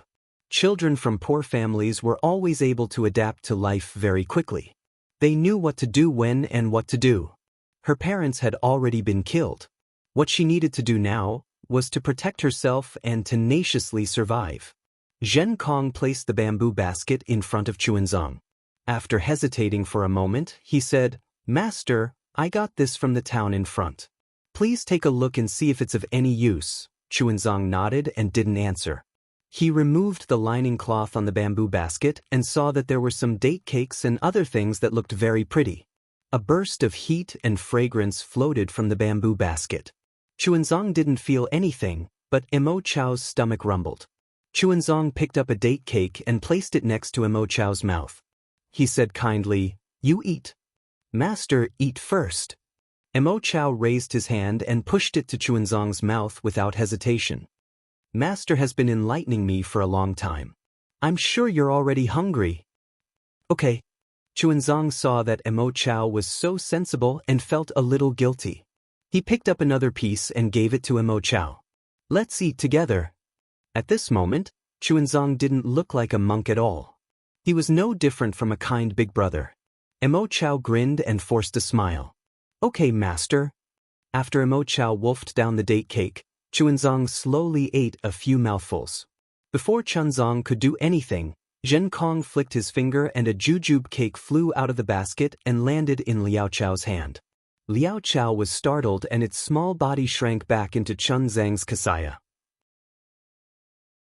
Zhen Kong looked at Imo Chao's fearful eyes and said faintly, Master, disciple has thought about it on the way here. Disciple has gone a little overboard today. However, disciple was only trying to protect master. The situation was urgent. Disciple doesn't know what you're thinking. However, since it has already happened, it's useless for disciple to say anything. Master, do as you see fit. After saying that, Zhen Kong's figure flashed and landed on the hillside. He no longer paid attention to Chuanzong. Amit ba. Seeing that Zhen Kong was remorseful but his mouth was still unyielding, Chuanzong chanted Buddha's name. He couldn't eat the remaining date cake. Master, hurry up and eat. Chuanzong Kusuma put down the date cake and hurriedly said, Eat until you're full so that you can go on your way. Chuanzong placed the date cake back into the bamboo basket and forced a smile. When you're done eating, this monk will send you home. Alright, who else is in your family? At the mention of family, Imo Chao's small mouth twitched again. Tears fell from his eyes and he sobbed as he replied, There's no one else in my family. Young benefactor, do you have any relatives in the village? Chuanzong felt bitter and asked again. However, before Imo Chao could reply, Zhen Kong, who was sitting on the hillside, suddenly jumped up from the ground. He waved the magic wand in his hand and hurriedly said, Damn it, there's no end to this. You two hurry up and protect master. Zhen Han was also shocked. He hurriedly flew over from afar and waved the weapon in his hand. His eyes flashed as he looked in the direction where Zhen Kong was facing. Chapter 4566. Dragon Horse Zhenfeng was as lazy as before. However, he also turned around to look, wanting to know which shameless demon or Daoist cultivator had come to court death this time. However, when they saw the demon flying over from afar, they couldn't help but look at each other in dismay. This was because another identical Zhen Kong was carrying a peach tree on his shoulder and stepping on a demon cloud. He had a gloomy expression on his face as he flew back. The second Zhen Kong was clearly a little absent-minded and didn't release his origin will to investigate. Instead, the first Zhen Kong rushed into the sky and roared furiously, Damned demon! You actually dared to transform into my appearance and come over. See if I don't kill you. Zhen Kong shuddered and looked in disbelief at the Zhen Kong who looked exactly like him standing in front of him. He hurriedly shouted, Master! When the second Zhen Kong saw that Chuanzong was safe and sound, he threw the peach tree on the ground and roared furiously, Damned demon, you actually dared to transform into my appearance and come over. See if I don't kill you. When the second Zhen Kong finished speaking, he was stunned. Not only were his words exactly the same as the first Zhen Kong, his tone was also exactly the same. Even he himself couldn't tell the difference. Demon, hit as usual. The first Zhen Kong roared and waved his magic wand at the second Zhen Kong. The second Zhen Kong was also furious. He roared and waved his magic wand, Demon, hit as usual. Oh my, there are actually two second senior brothers. Dragon Horse Zhenfeng laughed and said, Which monster race is this? Actually transforming into a fire ape? Is he really not afraid of death? Then, Dragon Horse Zhenfeng released his origin will and swept it across the two Zhen Kongs. Interesting. Zhen Han sneered. Which great sage wants to pluck the peaches this time? Did he get the approval of the Immortal Palace and the Thunder Monastery? Naturally, Zhen Han sneered and, like Dragon Horse Zhenfeng, used the clear eyes technique to look at the two Zhen Kongs. The dragon and the human were fine, but after looking at each other for a while, their expressions changed greatly. The two of them looked at each other with fear in their eyes. Neither of them dared to say another word. That was because the two Zhen Kongs fighting before him not only had the same magic wand and the same techniques, even their strength was exactly the same. In fact, The two Zhenkongs couldn't even be distinguished by the clear vision light and origin sense. However, the dragon and man pondered for a moment and immediately understood that there was definitely something wrong with Zhenkong, who had returned earlier, because it was impossible for the previous Zhenkong to give in. It was even more impossible for him to have come from the town to beg for alms. Only the Zhenkong who came back later, the one who followed his temper and brought back from a peach tree in the mountains, could be the real Zhenkong. But now, the two Zhenkongs were fighting. Who knew which one was the Zhenkong that returned first and which one was the Zhenkong that came later? Moreover, when they thought about the control worm that appeared in the fishing village and the grass in Chunzang's arms, Zhen Han and the dragon horse Zhen Feng shuddered. The trap that they had set for Zhenkong was definitely not small. A demon with such thoughts and the ability to transform into Zhenkong's appearance was definitely not someone they could deal with. Moreover, the sutra seeking extreme bliss had already reached its end after 200 years of suffering. Which demon would dare to come over and blatantly pluck the peaches at this time? If they didn't have a powerful background, Zhen Han and the dragon horse Zhen Feng wouldn't believe it even if they were beaten to death. Shrinking their necks, the dragon and man seemed to have felt a cold wind blowing on their bodies and felt somewhat cold. You too deserve to die. At this moment, one of the Zhenkong shouted, "Why aren't you coming over to help me? Come over quickly." The other Zhenkong also shouted, "This demon is troublesome. His strength is actually on par with me. If you don't come over to help, I won't be able to kill him." Hearing this, Zhen Han immediately jumped into the air and opened his mouth. Sword chi was about to fly out, but the flying sword only flew out half a chi. Zhen Han was once again in a difficult position and said in a low voice, "Second senior brother, this little brother really wants to help you. But this little brother doesn't know which one is the real you." The dragon horse Zhen Feng also jumped into the air and said in agreement, that's right. This little brother doesn't know which one is the real one. How can I help you? If I help this demon kill second senior brother, wouldn't our sutra seeking extreme bliss become a joke? Saying this, the dragon horse Zhen Feng turned his head and shouted, "Don't you think so, master?" Chunzang was naturally not stupid. The moment he saw the two Zhenkongs, he immediately understood what was going on. However, he was currently the same as Zhen Han and the dragon horse Zhen Feng, dumbfounded, because he was unable to differentiate the two Zhenkongs. Which one was the real Zhenkong? He is the fake Zhenkong. One Zhenkong shouted. He opened his mouth and spat out a flame. The other Zhenkong also shouted, "You are the fake Zhenkong." Saying this, he also spat out a flame. The strangest thing was that when the two flames collided, they were extinguished at the same time. You dare to secretly learn this daddy's magic? See if this daddy doesn't beat you to death.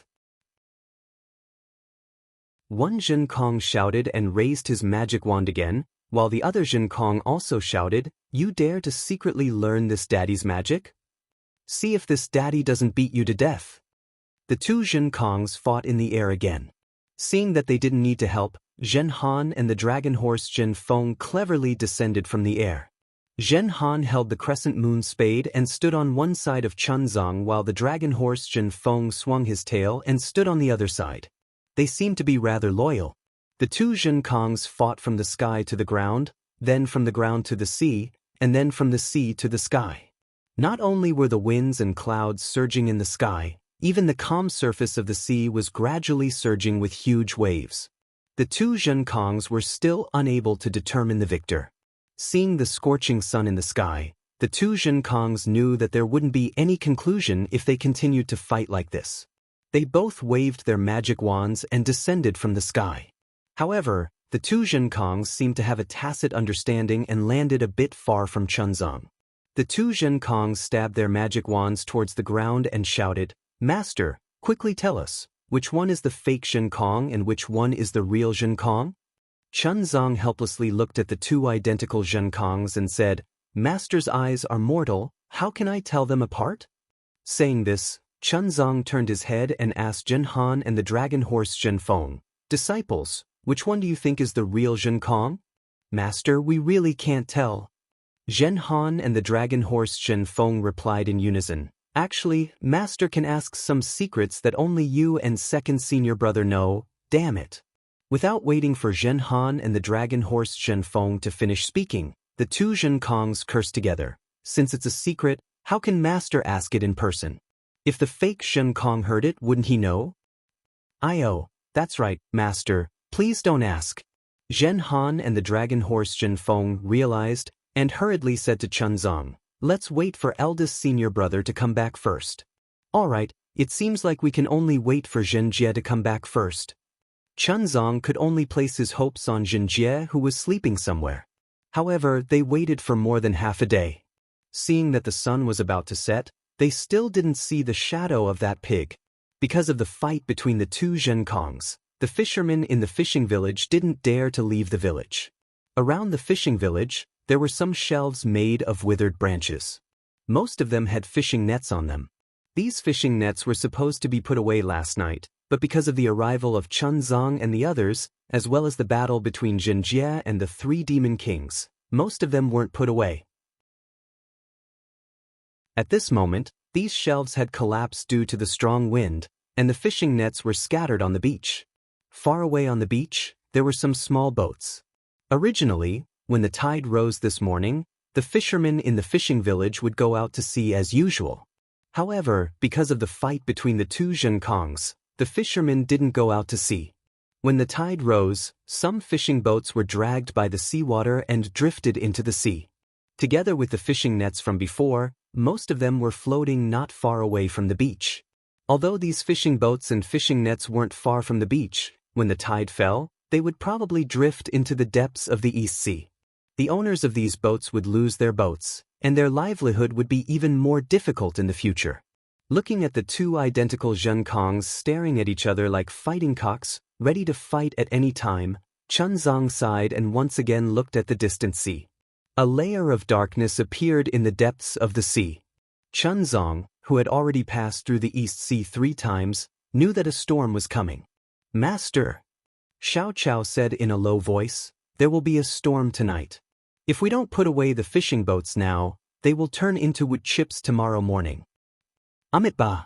Chunzong sighed and said, even at this time, young benefactor is still thinking about others. You are really kind. Master, Dragon Horse Zhen Feng called from the side, let's find a place to hide from the rain. Who knows when eldest martial brother will come back this time. It's not the first time he went out to slack off. If the wind is calm, he might come back tomorrow. Now that there is a storm, he must be at the bottom of the sea somewhere. Chunzong pondered for a moment. What Dragon Horse Zhen Feng said was the truth. Zhenjie was loyal to Chunzong, but he was also very lazy. When they first came down from the snowy mountain, he was fine, lying on Dragon Horse Zhenfeng's back to sleep every day. Later, Zhenjie felt uncomfortable on Dragon Horse Zhenfeng's back, so he would find excuses to go out and fight demons from time to time. This fight would take at most 10 days, and at least a few days. However, at that time, Zhen Kong was there, so Chunzong didn't feel that there was much difference. But now that Zhen Kong was in trouble, Zhenjie went out to slack off.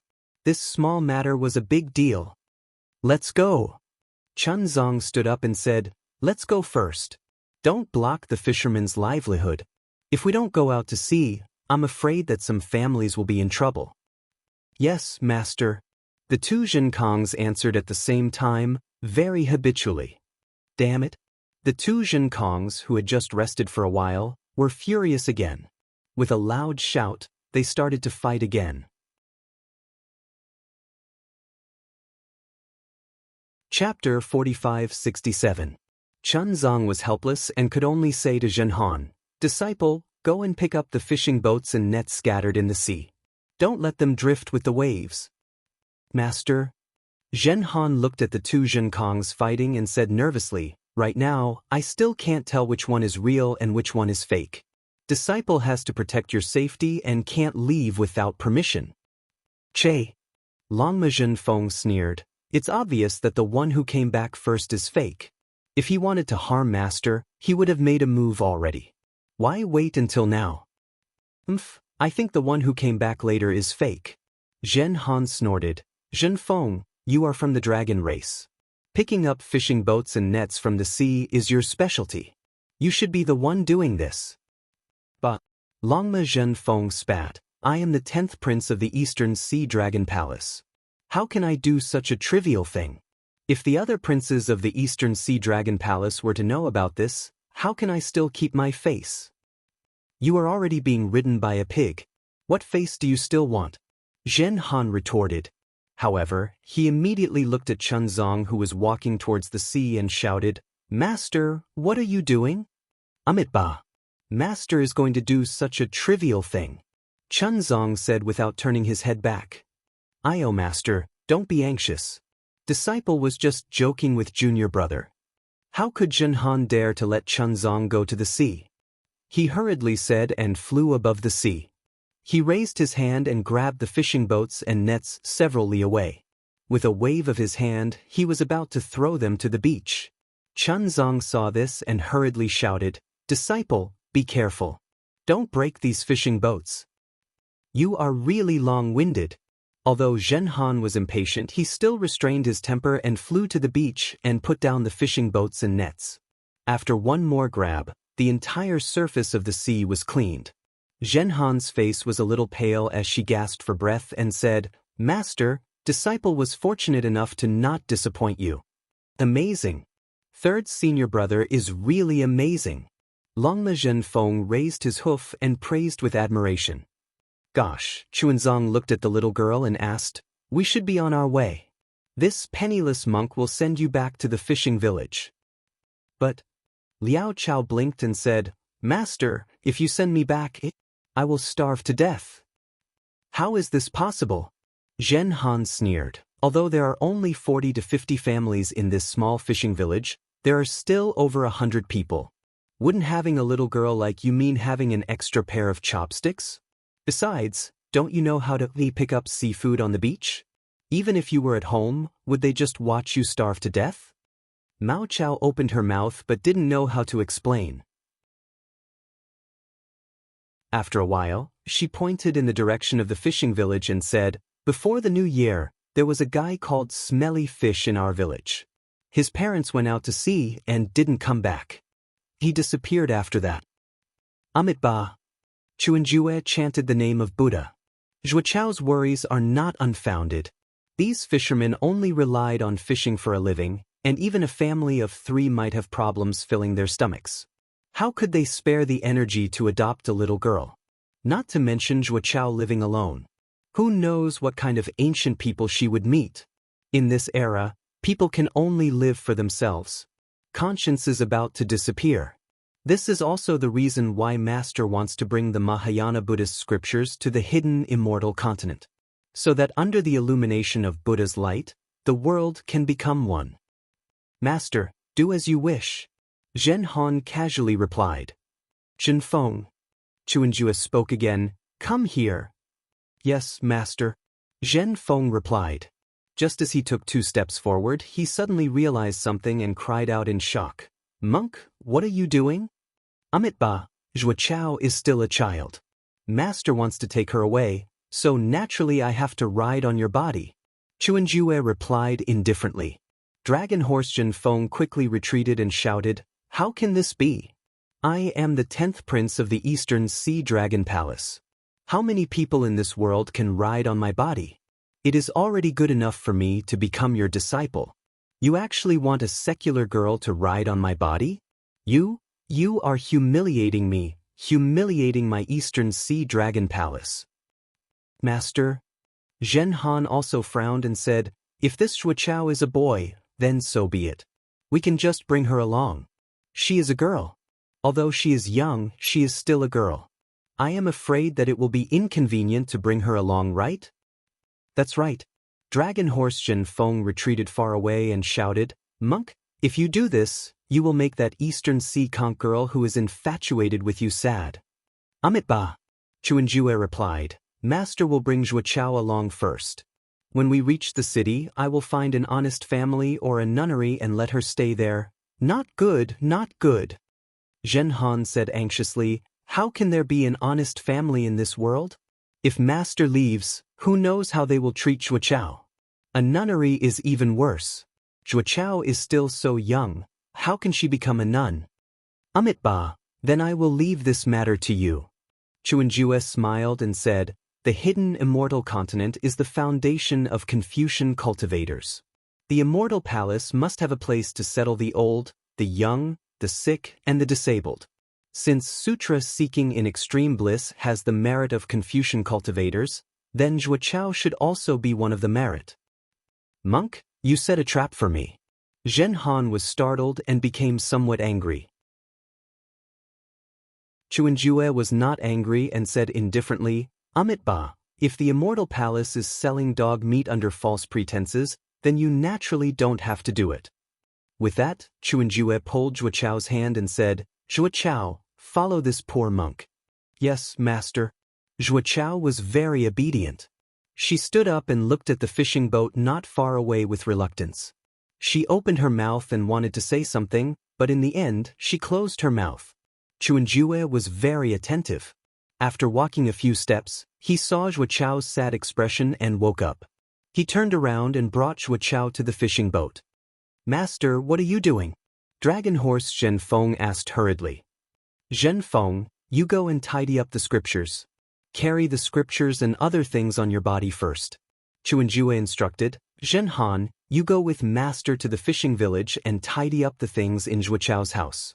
After all, this is Zhuochao's house. Don't let her grow up and forget the things in her house. Thank you, master. Zhuochao heard this and tears flowed down her cheeks. No.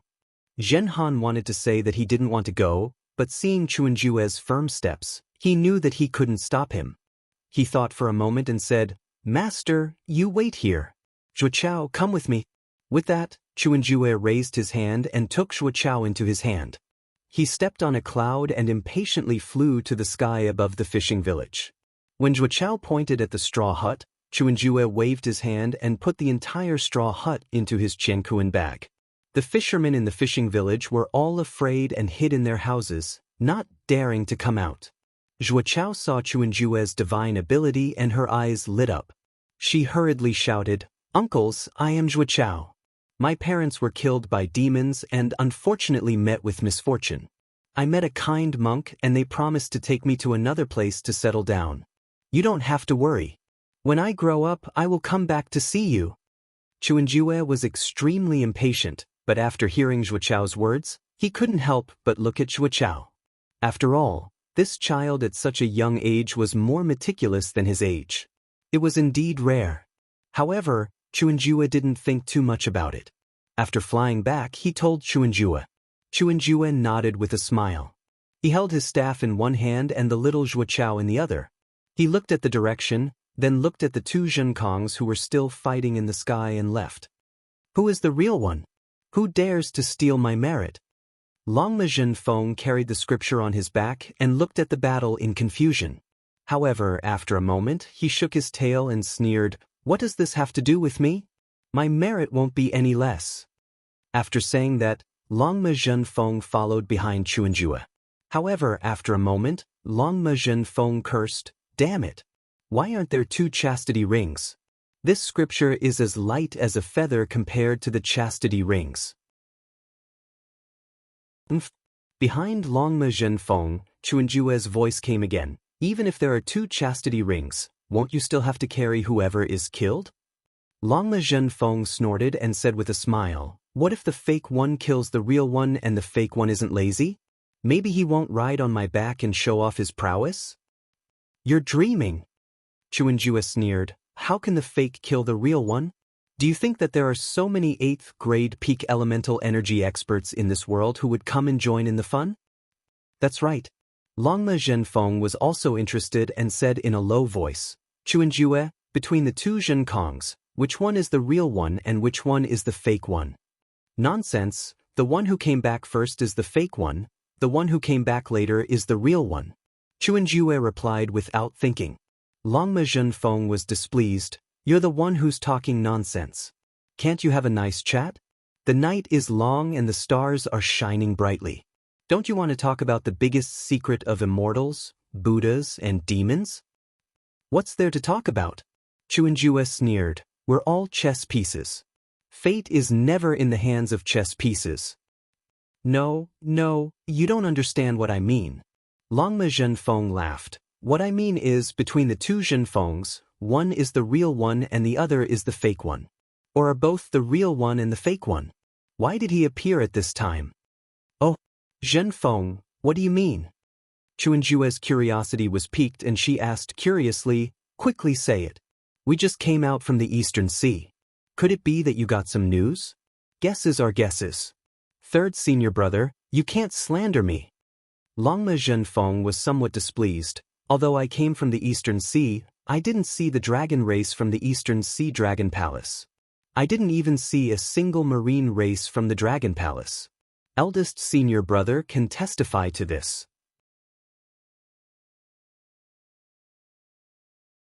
Chapter 4568. All right. Zhen Han smiled and said, Aren't we fellow disciples? I'm just joking with you, don't take it to heart. Hee, senior brother. Longma Zhenfeng chuckled and asked, I'm just joking. Think about it, Zhen Kong wasn't originally in the sutra seeking extreme bliss. He was the monk's disciple. This disciple received a lot of merit, and the two of us talked about it before. But now, we still don't know where this fire ape came from. Do you think it's possible that some great sage of the thousand beast sacred realm couldn't stand this fire ape and sent all the beast clans to kick him out of the sutra seeking extreme bliss? Of course, Zhen Han replied without hesitation, this is the most likely scenario.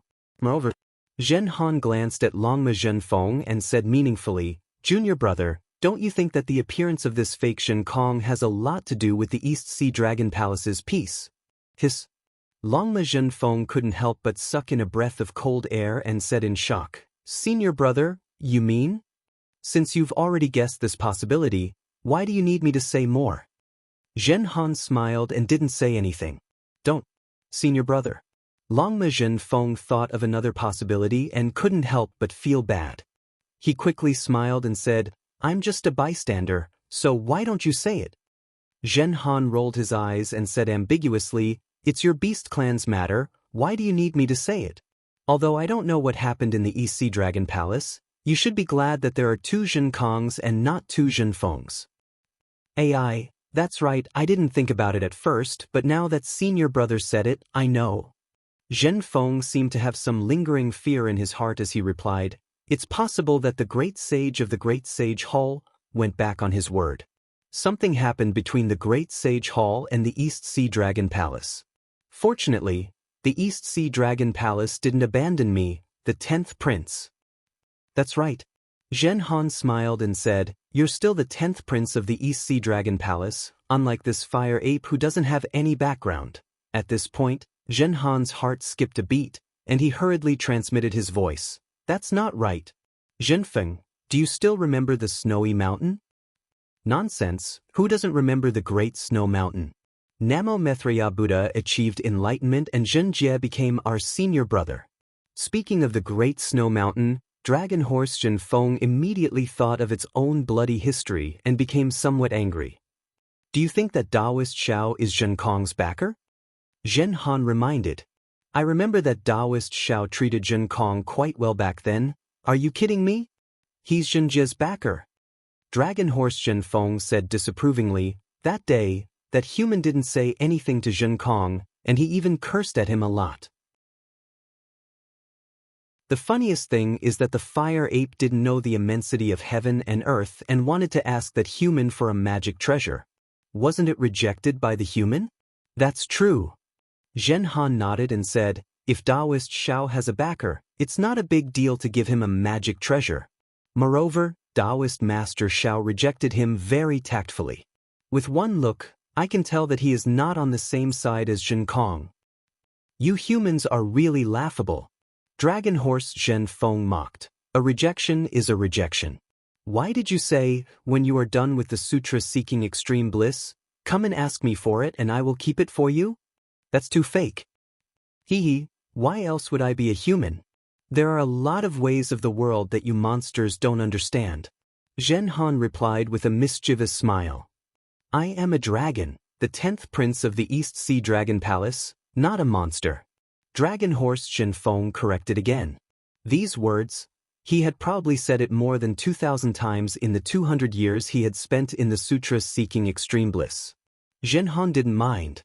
He raised his head and looked at the two Zhenkongs in the distant night sky and said with a smile, "In my opinion, this fake Zhenkong was sent by the great sage palace to kill Zhenkong and seize his merits." "That's not right." Dragon Horse Zhenfeng was about to nod, but he suddenly thought of something and said in confusion, "If this is the work of the great sage palace, why didn't they lure Zhenkong to a secret place and kill him before letting the fake Zhenkong come back?" "That's right, that's true." Zhenhan also didn't understand, but then he asked curiously, "If that's not the case, then how do you explain those three monsters with 8th grade essence energy? Weren't they sent by the great sage palace to lure the tiger away from the mountain?" "It's getting more and more complicated." Dragon Horse Zhenfeng kicked his front hooves and said, "If it isn't the great sage palace, then could it be the Immortal Palace?" "How could it be the Immortal Palace?" Zhenhan didn't understand what Dragon Horse Zhenfeng was thinking. "Look, nothing happened at the Sutra world, but when we arrived at the hidden Immortal continent, before we even set foot on the ground, the three monster kings came." Dragon Horse Zhenfeng said with a smile, "Then eldest senior brother disappeared. The control insect came and the real Zhenkong was discovered. And the merit officer who should have appeared has yet to appear. Do you think the Immortal Palace did this on purpose?" "Hee." Zhenhan smiled and said, "Even if my Immortal Palace wanted to do something, we would definitely not use a monster as an excuse. Not to mention using such despicable methods. There are 3 reasons why there are no merit officers of the Immortal Palace." "Oh, there are actually 3 reasons?" "Third senior brother, let's hear it." Dragon Horse Zhenfeng said with interest. "First of all, this sutra seeking in Sutra world is a Buddhist sutra. It has nothing to do with my Immortal Palace and Confucian cultivators. Why would the merit officers of my Immortal Palace care about it?" Tell me, then what?" "Then, since eldest senior brother came from the Great Snow Mountain, those so-called tribulations are no longer tribulations. The sutra seeking in Sutra world has been smooth sailing. Even the Thunder Temple's protector has slacked off, not to mention the merit officers of my Immortal Palace." "What else?" "It's possible that the merit officers of the Thunder Temple are negotiating with the Thunder Temple's protector." Zhenhan smiled and pointed to the sky. "Maybe they don't like each other and are killing each other." Hee. Dragon Horse Zhenfeng also smiled and said the same thing as Zhenhan. "The 3 reasons that third senior apprentice brother mentioned sound reasonable.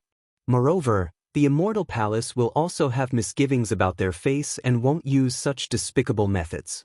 However, don't forget that on the hidden Immortal continent, there are still the 4 great clans and the 100 clans. If this is the case, third senior brother, you are just lucky." Zhenhan's sweat dripped down from his forehead. His situation was very similar to Dragon Horse Zhenfeng's. It was just that his status was a bit more official than Dragon Horse Zhenfeng's. If the 4 great clans really went back on their words and wanted to take advantage of the situation, he might really become a sacrifice. However, since there are 2 Zhenkongs, Zhenfeng and Zhenhan looked at each other again, and a knowing smile appeared on their faces. They whispered to each other through telepathy, "Then the danger we're in is gone." However, a moment later, Zhenhan whispered, "From the looks of it, we have temporarily avoided the danger. However, we still have to be careful. Before the truth comes to light, anything is possible. Everyone sweeps the snow in front of their own door. Don't worry about the frost on the roof of others." Draconic Horse Zhenfeng was naturally very interested in this matter and whispered, "Who cares who is the real Zhenkong and who is the fake Zhenkong? Protecting ourselves is the right thing to do." Chunzong pulled Tua Chao and walked at the front. Although he was not much faster than Dragon Horse Zhenfeng and Zhenhan, he still couldn't hear the words of his 2 disciples. He also didn't understand the thoughts of his 2 disciples. He also didn't know that although he had obtained the sutra that could illuminate the hidden Immortal continent, could the people who schemed and plotted against each other really let the Mahayana Sutra illuminate the hearts of the people? The night was extremely dark. There were no stars in the sky. Behind them, a gale gradually formed on the sea and a whistling sound gradually sounded. However, this whistling sound couldn't cover up the crackling sound of fighting above Chunzang's head. Occasionally, there would be a loud sound in the distance. It was unknown which Zhenkong was knocked to the ground. Then, there would be the sound of hills being smashed and trees being pushed down. Tuo Chao barely managed to walk for an hour. Then, Chunzang carried Tuo Chao and walked for another hour. Chunzang couldn't hold on anymore. His body was sweating profusely. He stood on the dark road and looked around. There was an indescribable feeling in his heart. However, a smile appeared at the corner of his mouth. This smile was really meaningful. Even Mahavairakana probably couldn't understand the meaning behind it. Zhenhan. Chunzang turned his head and looked at Tuo Chao, who was sleeping on his shoulder. He said, "Go find a place to rest." "Yes, master." Zhenhan responded.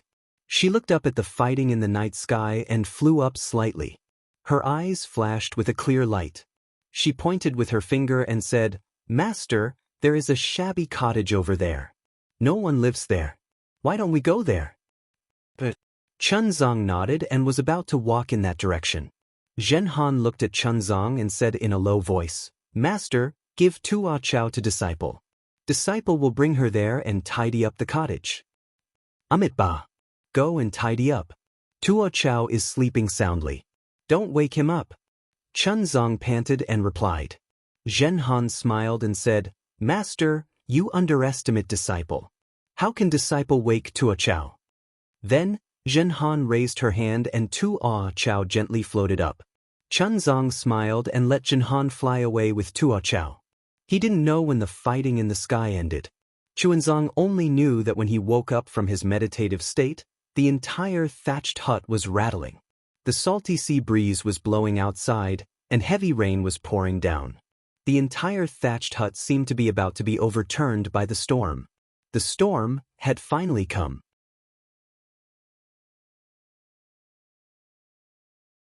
Chapter 45-69. Amidst the wind and rain, Emo Chao curled up her small body and laid beside Chunzang. Even the wind and rain couldn't wake her up from her dream of having parents. Looking at the smile on Emo Chao's face, Chunzang sighed and stood up. As soon as Chunzang moved, the originally closed wooden door opened with a loud bang. A gust of wind mixed with the cold rain rushed into the thatched cottage. Chunzang hurriedly stood to the side and blocked the rain that landed on Emo Chao's body. However, a gust of cold wind still woke Chang Chao up. She rubbed her eyes and was about to act coquettishly when the smile on her face disappeared. Returning to reality, she hurriedly stood up carefully and stood beside Chunzang like a maidservant. "Master." Outside the cottage, the two Zhenkongs each held a magic wand and stared at each other. They spoke in unison, "Tell me which one of us is the real one and which one is the fake one." "The real one stays, the fake one, scram." Although the torrential rain outside the cottage was heavy, layers of demonic aura were generated in the space a few feet around the two Zhenkongs. The demonic aura was scorching hot like flames, preventing the torrential rain from landing on the two Zhenkongs. However, the two Zhenkongs were covered in mud and even had some bloodstains. It was obvious that they were injured during the fight. Chunzang looked at them and felt his heart ache. After listening to the two Zhenkongs, he understood that the two Zhenkongs were exactly the same. Neither of them could defeat the other. That was why they came to such a compromise. Unfortunately, Chunzang looked at them again and again. After the time it took to finish a meal, he spoke. "Disciple, I really can't tell. Who is the real Zhenkong? You need the heavenly eye of Buddhism to be able to tell, right? Can't both of you fly? If you can, go to Lei Temple. Mahavairakana should be able to tell the difference." To Chunzang's surprise, the two Zhenkongs spoke at the same time. "You think I've been protecting you all this time? Now that I need your help, you can't even tell who is the real one and who is the fake one." Chunzang was not surprised by Zhenkong's lack of respect. What he found strange was that the two Zhenkongs actually spoke the same word. He said helplessly, "Oh Zhenkong, you've seen it for yourself. It's not that I don't want to help you. Whatever you want to say, that fake knows in advance. Even the way you speak is the same. How can I tell the difference? If that's the case, the two Zhenkongs said at the same time, let's go find the Vairocana revered one. Monk, be careful along the way. Go, master will wait for you here. Chun King nodded and replied. Hee, monk, do you think Lei Temple is a small fishing village? The two Zhenkongs mocked. It'll take months or even years for us to make a round trip. You'd better go on your own. I see. Chuanzong was stunned. If that's the case, why don't you wait until Xianxia comes back? The two Zhenkongs sneered. If only he could see through it. Then, Chunzong hesitated and asked, this is already the hidden immortal continent. Can the immortal palace help? That's right, that's right. Hearing this, the two Zhenkongs were overjoyed and shouted, damn Zhenhan, why aren't you hurrying to find the merit Chow on duty? Second senior brother. Zhenhan smiled bitterly. With such strong winds and heavy rain, where do you want me to find? Without waiting for him to finish, the two Zhenkongs raised their wands and said, damn it, if you dare to say another word, I'll beat you to death. Seeing that the two Zhenkongs were angered, Zhenhan did not dare to stay out of it. He hurriedly waved his hand and said, second senior brother, don't be anxious. I'll go and find the merit Chow on duty now. Hurry back. The patience of the two Zhenkongs had long been worn out. He waved his wand and said, be careful of my wand. Yes, yes. Zhenhan hurriedly nodded his head and hurriedly left on his cloud. Damn it. The eyes of the two Zhenkongs turned blood-red, and there were flames within the blood-red eyes. Both of you are useless. You can't even see through a demon. Fight.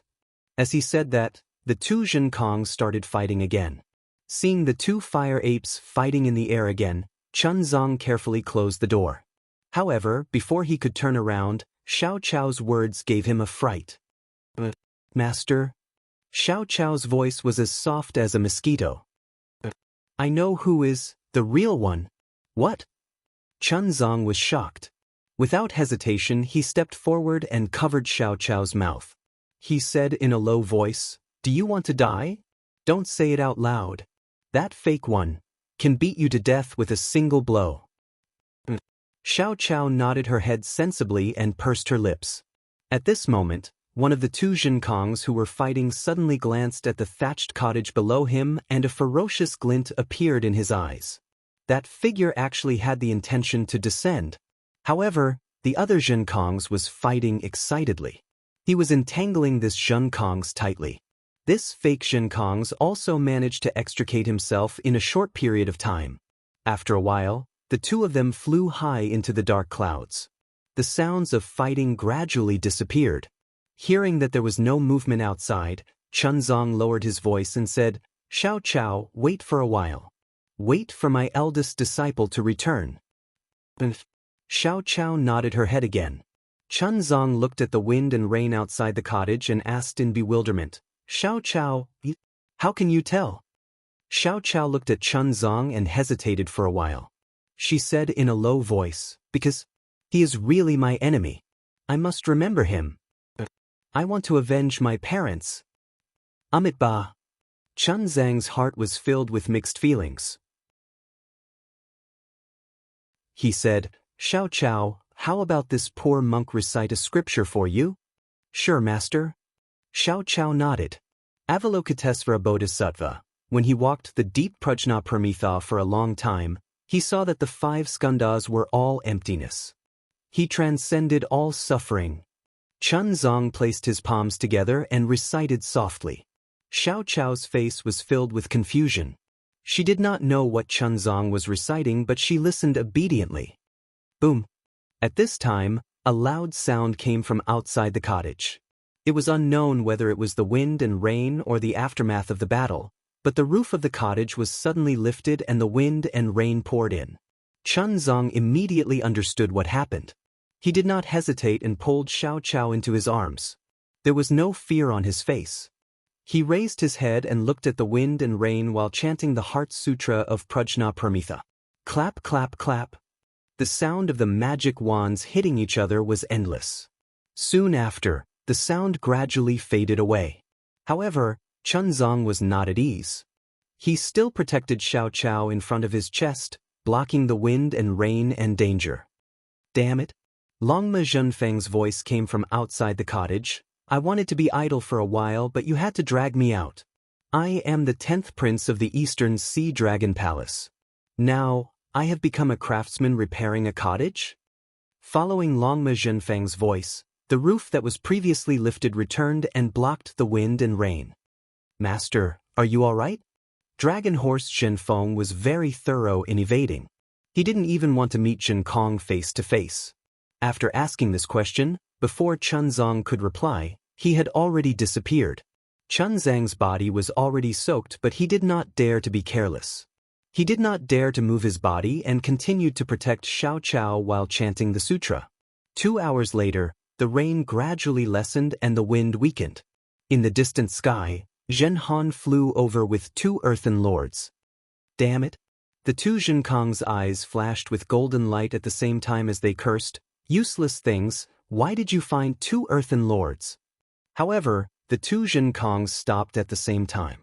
One of them glanced at the cottage that was gradually getting further away and seemed to be calculating something in his heart.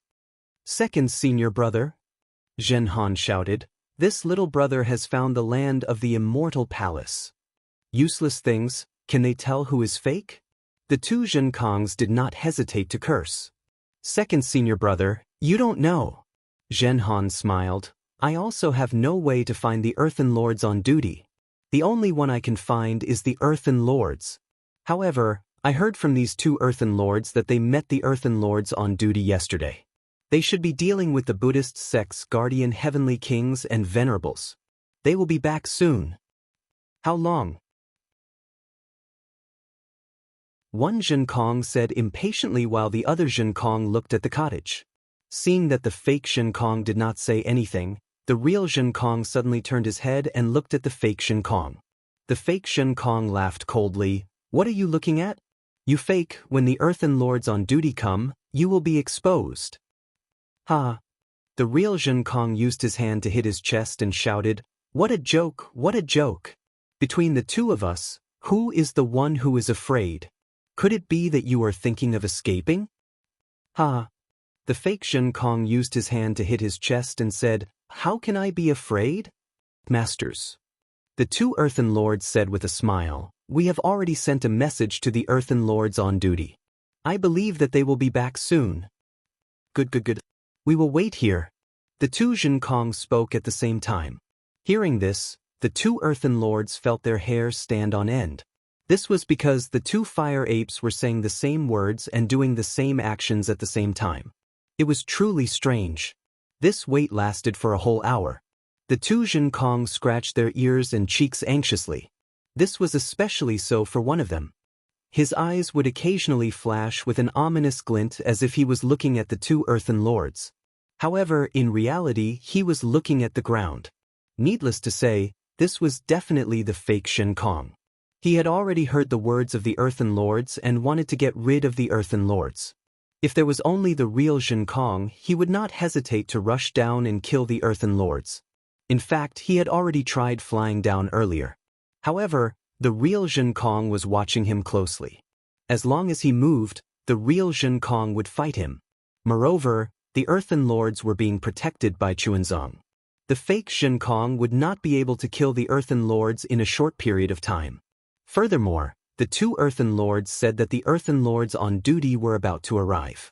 The fake Zhen Kong was unable to grasp who the Earthen Lords were, what their cultivation level was, and when they would arrive. He was afraid that the moment he landed, the reward would arrive and mess up all the arrangements he had painstakingly made. Therefore, he hesitated again and again. It was during this little bit of hesitation that an hour passed.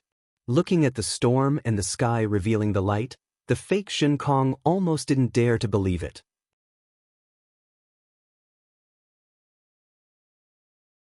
Chapter 4570. Damn it! The fake Zhen Kong cursed angrily. He finally made up his mind to attack regardless of the consequences. Unfortunately, as soon as he moved, the real Zhen Kong, as he expected, thought that he was going to attack. He also cursed and rushed over with his magic wand. Roar, do you think I am afraid of you? The fake Shen Kong roared furiously. His magic wands rained down like rain, and his body rapidly plummeted to the ground. Swoosh! Right at this moment, for dignified gazes swept over. The moment they landed on the two Shen Kongs, they couldn't help but be stunned. Immediately after, for voices came from afar in unison. This? What is going on? Why are there two Shen Kongs? Along with the voice, boom boom. Righteous chi rushed down from the sky like a torrent, enveloping the space around the two Shen Kongs. Within this righteous chi, two Confucian generals in battle armor and two Confucian cultivators in official robes flew over on auspicious clouds. Before they could land, Zhen Han smelled a trace of mellow wine fragrance from the righteous chi. Damn it! Zhen Han cursed in a low voice and looked at the two Earth Lords. The two Earth Lords seemed to have smelled something and their faces looked awkward. They looked at each other and hurriedly moved forward to greet the four Earth Lords. This lowly one greets the four merit officers. Damned Earth Lords! The one in front was a Confucian cultivator wearing a red official robe. He had a fat head and big ears. His stomach was slightly protruding and the wings on his official hat were slightly swaying. Under the hat, he had a red face and a pair of eyes that were even more protruding than his stomach. This Confucian cultivator was holding an object that looked like an imperial tablet. When he saw the two Earth Lords bowing, he scolded, "The sutra-seeking state of bliss has just arrived at my hidden immortal continent and there is such a huge anomaly. Why didn't the two of you report it? How should the two of you be punished?" The two Earth Lords panicked and hurriedly reported, "For merit officers, this lowly one didn't know that the sutra-seeking state of bliss had passed by this lowly one. Furthermore, the sutra-seeking state of bliss is not within this lowly one's responsibility." What? The merit officer was angry and scolded, "The sutra-seeking state of bliss is a huge matter of my immortal palace and thunder monastery. How can it not be within your responsibility? Aren't you neglecting your duties by saying such things?" The other landlord was even more straightforward. "This lowly one has already sent the information about this place to Sir Merit Officer 2 hours ago." The merit officer was startled. He turned his head to look at the other Confucian general who was wearing battle armor and holding a hatchet in his hand. He asked curiously, "Merit officer on duty, is there such a thing?" The merit officer's face was also slightly red, but his expression didn't change.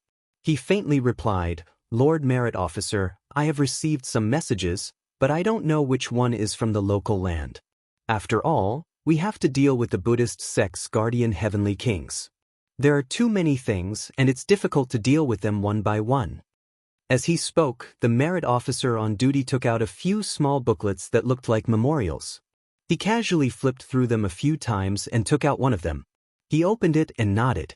"Indeed, it has been issued. Since that's the case, you are all innocent." The merit officer came to a conclusion. He looked at the ground and said proudly, "Thank you, my lord." The two landlords finally heaved a sigh of relief. Then they immediately asked, "My lord, we still have duties to do. Do you think we can leave first?" "Leave?" The merit officer on duty glanced at the two Shen Kongs who were still fighting fiercely. He faintly said, "Is there anything more important in the hidden immortal continent than sutra seeking in nirvana?" The two landlords didn't know how to answer. Zhen Han hurriedly said, "Lord Merit Officer on duty is right. Sutra seeking in nirvana came from nirvana to the hidden immortal continent. Previously, everything was in order in nirvana, but when it came to our hidden immortal continent, there was a problem. If our immortal palace didn't handle it properly, it would damage the face of us Confucian cultivators." That's right. The other old man wearing an official's robe praised. "The two of you also wait here for orders." "Yes, Lord Merit Officer on duty." The two disciples knew that this was Lord Merit Officer of the Four Seasons action to share the responsibility, but they couldn't do anything about it. They could only respond and respectfully stand at the side. The merit officer on duty snorted coldly. He waved his hand and a dozen inscription chains as thin as a thumb appeared. They circled around in the nearby space. He said, "Where did this evildoer come from? He actually dares to disturb the order of our immortal palace's sutra seeking in nirvana? Hurry up and capture him."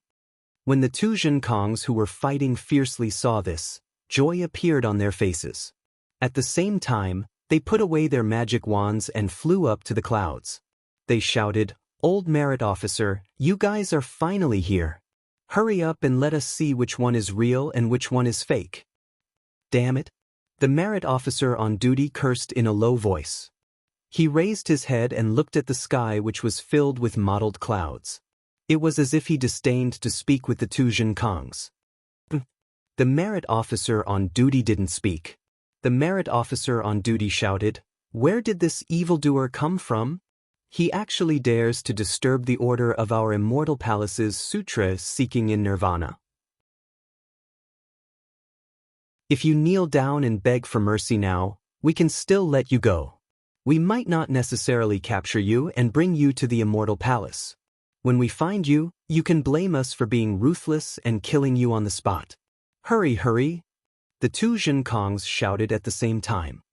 "Hurry up and use your divine abilities to find that damned evildoer." Zhenkong. The merit officer on duty didn't use his divine abilities. Instead, he said coldly, "I have already heard from the guardian heavenly king that ever since you participated in the sutra seeking in nirvana, you have protected Xuanzang's safety. However, along the way, you have killed many Yao and Daoist cultivators. Is it because you have killed too many Yao that he changed his appearance to harm you? Think about it yourself. Which powerful Yao have you offended?" "Old merit officer." The two Zhenkongs immediately became angry. However, they still restrained themselves and said, "Are you here to capture the evildoer? Or are you here to judge my merits and demerits?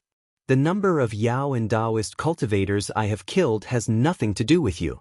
You have no right to judge my merits and demerits." "How dare you?" The merit officer on duty roared. "You are merely a Yao. You are already extremely lucky to have the qualifications to participate in the sutra seeking in nirvana. You actually dare to say such insolent words? Scram!" The two Zhenkongs were furious. "Don't try to act sanctimonious in front of me. If you have the ability, then find the fake Zhenkongs. If you don't, then hurry up and scram. When we kill our way into the immortal palace, we will let the immortal emperor punish your criminals." With that, the two Zhenkongs moved and were about to fly towards the depths of the hidden immortal continent. The merit officer on duty naturally wouldn't let the two Zhenkongs leave. He retracted his gaze and glanced at them arrogantly. "Vile spawn, since you are not willing to grab this last chance, then don't blame me for being impolite."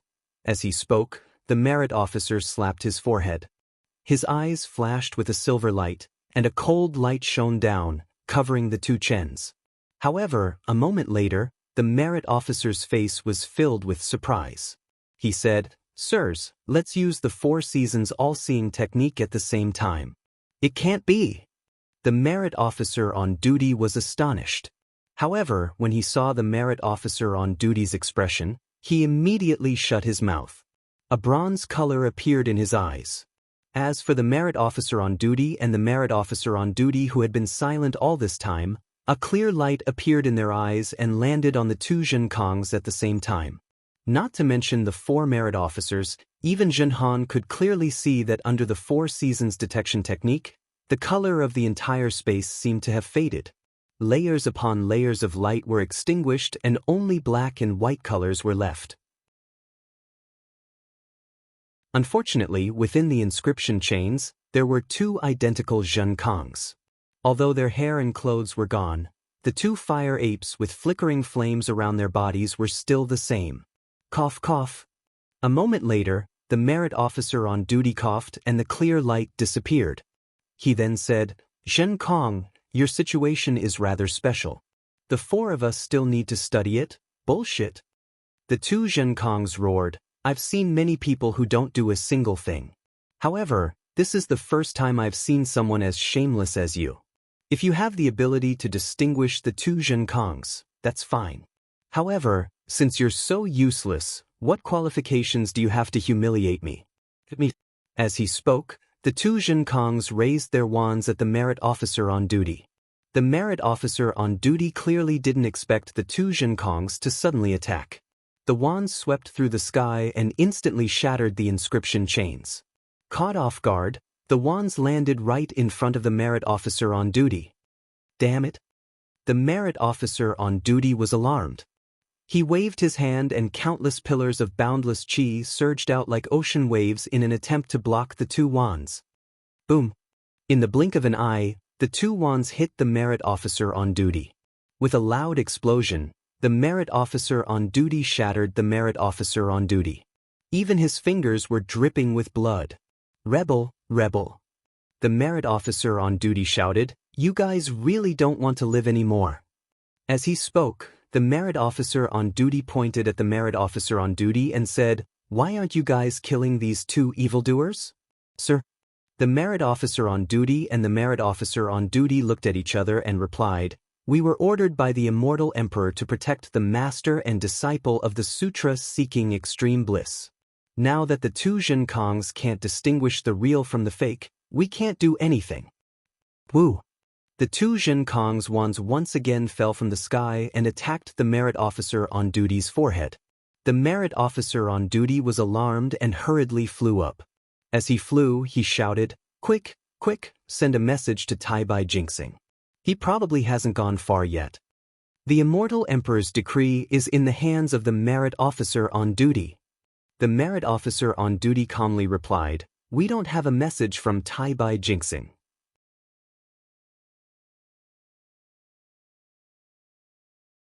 Chapter 4571. Sir. The merit officer on duty did his best to dodge the two magic wands and shouted. Whoosh!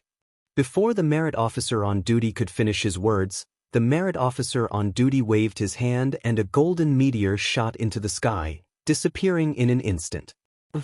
Seeing that the message had been sent, the merit Chow opened his mouth and several clouds appeared, blocking the magic wand as he shouted, "When Lord Tai-Bai Jinxing arrives, see if I won't teach you a lesson."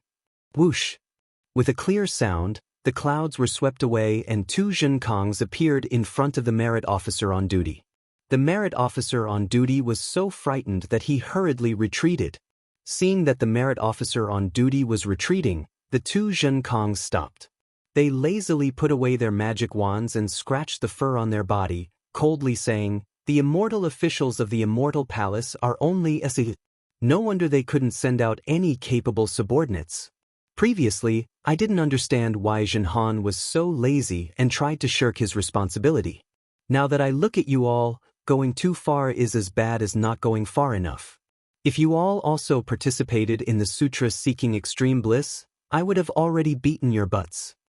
When Zhenhan heard this, his face turned ashen. Right now, he didn't want to help Zhenkong find the fake Zhenkong. Instead, he wanted to beat the real Zhenkong to death. Alright, since Tai-Bai Jinxing of the Immortal Palace is here, then I will wait here. Then I'll wait here and see what kind of ability that old man has.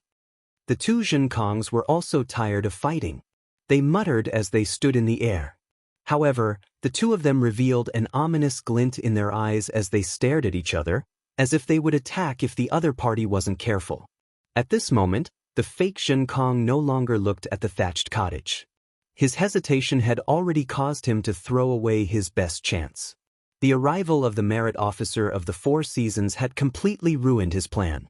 Now, he could only act according to the situation. Boom! In just a short moment, a rumbling sound could be heard in the distant sky. The vast energy pillar within several hundred li of the space was like a surging tide. Layers of whirlpools mixed with fragments of inscriptions were thrown into the sky like water splashes. Woo! Amidst the whistling of the wind, a dozen distorted and flat light shadows streaked across the sky and landed in front of everyone in an instant. A wave of majestic aura emanated from these light shadows, causing everyone to feel suffocated. Just as everyone was about to bow and salute, shwa! A tricolored rainbow bridge appeared among the dozens of lights and shadows, and shot towards the sky where everyone had come from. Boom, boom, boom. Hundreds of mighty pillars of energy descended, and the dozens of glowing figures instantly filled up. In an instant, they transformed into several 100 feet tall inspectors. These inspectors were all around the 6th grade of origin energy. Each of them stood there proudly, allowing the clouds around them to flow like water and cover the area within 100 miles. Woo! The 3-colored bridge let out a roar and quickly shrank. An old man with white hair and a whisk flew out from the bridge. This old man had a kind face and looked very hale and hearty. However, when the old man landed in front of them, a formless pressure surged through the mighty aura in the sky, causing everyone to feel as if they were looking up to a tall mountain. This official greets Lord Taibai Jinxing. The merit keepers of the 4 seasons did not dare to be negligent. They all bowed and greeted respectfully. Taibai Jinxing's gaze swept across the 2 Zhenkongs, and he already knew what had happened. He waved his whisk and said indifferently, "Wait for me to come over. You must have sent a message for this old man to come over because of these 2 fire apes." "Lord is wise," the merit keepers of the 4 seasons said with a flattering smile. "You didn't even wait for this official to speak, and you were already able to see the reason. This official truly admires you." Taibai Jinxing did not reply. Instead, he looked thoughtfully at the 2 fire apes, and then raised his head to look in the direction of the Eastern Sea. He said in bewilderment, "This is really strange. This matter of the real and fake Zhenkong doesn't seem to be arranged by the Immortal Palace. Could it be a test from the Lei Temple?" "Old man Taibai." When the 2 Zhenkongs saw that Taibai Jinxing did not differentiate between the real and fake Zhenkong, and instead suspected that it was a trap from the Lei Temple, they could not help but cry out, "What exactly are you?" Before the 2 Zhenkongs could finish speaking, the 2 patrol officers roared, "How dare you!" Then, with a loud boom, 2 bolts of 5 Qi righteous lightning struck down at the same time, hitting the 2 Zhenkongs. "Ioyo!" The 2 Zhenkongs cried out in pain at the same time, and they rolled in the air in the same manner. Interesting, interesting. When Taibai Jinxing saw the 2 Zhenkongs in the same situation, his eyes lit up. He could not help but stroke his beard and laughed. Just where did the Lei Temple get these demons from? They are actually so intelligent? Damn it. The 2 Zhenkongs cried out in pain. Lightning circled around their bodies, and the mighty aura turned into inscription chains that bound their hands and feet. At the same time, they cursed softly, "Why are you torturing this old man for no reason? If you have the ability, hurry up and drag this demon out. Demons are hard to get rid of." Taibai Jinxing coldly looked at the 2 Zhenkongs and said, "Even if this demon brought the Mahayana Buddhist scriptures to the hidden immortal continent, how many Buddhist sects can they ignite?" Previously, this old man was still worried, but after looking at this fire ape, this old man finally understood the immortal emperor's intention. As he spoke, Taibai Jinxing pointed his finger at the 2 Zhenkongs, and the 2 Zhenkongs cried out in pain. Taibai Jinxing narrowed his eyes and looked at the 2 Zhenkongs and said, "Calling yourself, this old man, in front of this old man, didn't Xuanzang teach you to respect the old and love the young?" After speaking, Taibai Jinxing looked at the 12 patrol officers and ordered, "Wait and see which one is the real Zhenkongs and which one is the fake fire ape." "Yes, my lord." The 12 patrol officers did not dare to be negligent. A few of them used their eye-cleansing technique to look carefully, and a few of them took out their imperial equipment. Those imperial equipment were either mirrors or rings, and all of them emitted a misty green light. Unfortunately, after half a cup of tea's time, the patrol officers looked at each other in dismay. They looked at each other and said in unison, "My lord, please know that we are unable to identify them." It can't be. Taibai Jinxing was somewhat bewildered. Moreover, his face was somewhat embarrassed and angry. "You all have the cultivation of great grandmaster, but you can't even see through the true form of these 2 demon clans?" "Yes, my lord." The patrol officer at the front was also somewhat ashamed. He replied in a low voice, "With our divine abilities, we can only see 2 fire apes that are exactly the same. We can't see any difference." Tai Bai Jingxing nodded. If this is Lei Yin Temple's test, how could they let us Confucian cultivators find a flaw so easily? All of you back off? Yes, sir. The dozen or so inspectors retreated slightly and sealed off the nearby space. Swoosh!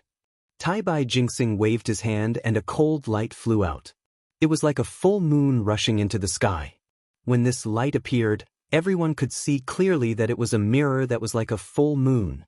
This mirror was different from ordinary mirrors. The surface of this mirror was light gold. However, this light gold color seemed to be slightly cold. Moreover, the surface of the mirror was not flat.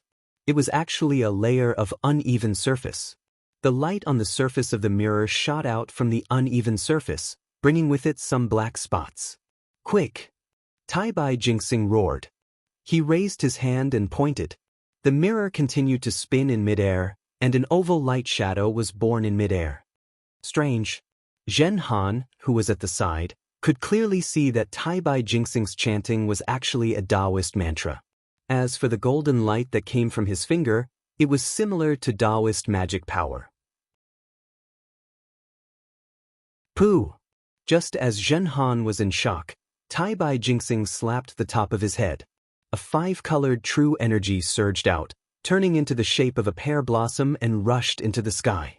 When this cloud appeared, not only did it illuminate the surrounding tens of feet, it also caused thousands of pillars of vast qi to crash down. Woo! The cloud let out a trembling sound. In an instant, it expanded, and the five-colored pear blossom could be seen. It looked very lifelike. Go! Tai Bai Jingxing opened his mouth and blew. A gust of golden qi fell into the five-colored pear blossom. The cloud rolled and rushed into the light shadow formed by the rolling light shadow. When the cloud fell into the light shadow, it crashed into the mirror. Boom! The sound of thunder suddenly rang out. Strands of lightning appeared on the uneven surface of the mirror. Then the entire surface of the mirror shone brightly. When the mirror flipped again, a faint golden pillar of light flickered a few times before crashing down. It was precisely the two Zhenkongs. How is this possible? After the thunderous roar, there was a deathly silence. However, Zhen Han's cry of surprise came at an untimely moment. It's actually two fire apes? Under the pillar of light, the two Zhenkongs revealed their true demonic appearance. Within the flames that were thousands of feet in size, the two fire apes revealed their ferocious faces. Two sharp fangs protruded from their bloody mouths, and a pair of blood-red eyes were filled with ferocity. After Zhen Han's cry of surprise, she immediately came to her senses and hurriedly said in a low voice, "This junior knows her mistake." Then she lowered her head with confusion in her heart. After all, no one knew the origin of the Zhenkongs. Now that two identical fire apes had appeared, how could the mastermind behind this be ordinary? Tai Bai Jingxing let out a cold snort, and a five-colored light appeared in his eyes. Within the five-colored light, inscriptions that were even smaller than ants appeared. These inscriptions quickly gathered in the five-colored light, forming circles of light. These circles of light rotated like growth rings and slowly fell into Tai Bai Jingxing's eyes. Crack, crack, crack. The moment the circles of light touched his eyes, they immediately produced thunderbolts. These thunderbolts turned into five-colored lightning and turned into a net. Through this net-like lightning, Tai Bai Jingxing's gaze landed on the two fire apes' true forms. Ah? When he saw the two Zhenkongs in front of him clearly, Tai Bai Jingxing was stunned. Then, as if he didn't dare to believe himself, he blinked his eyes, and the net of thunderbolts in his eyes flashed again. After half a cup of tea's worth of time, Tai Bai Jingxing closed his eyes and the five-colored halo slowly disappeared. When Tai Bai Jingxing opened his eyes again, a strange smile appeared on his face. It seemed as if he had a card up his sleeve, but at the same time, it seemed as if he didn't know anything.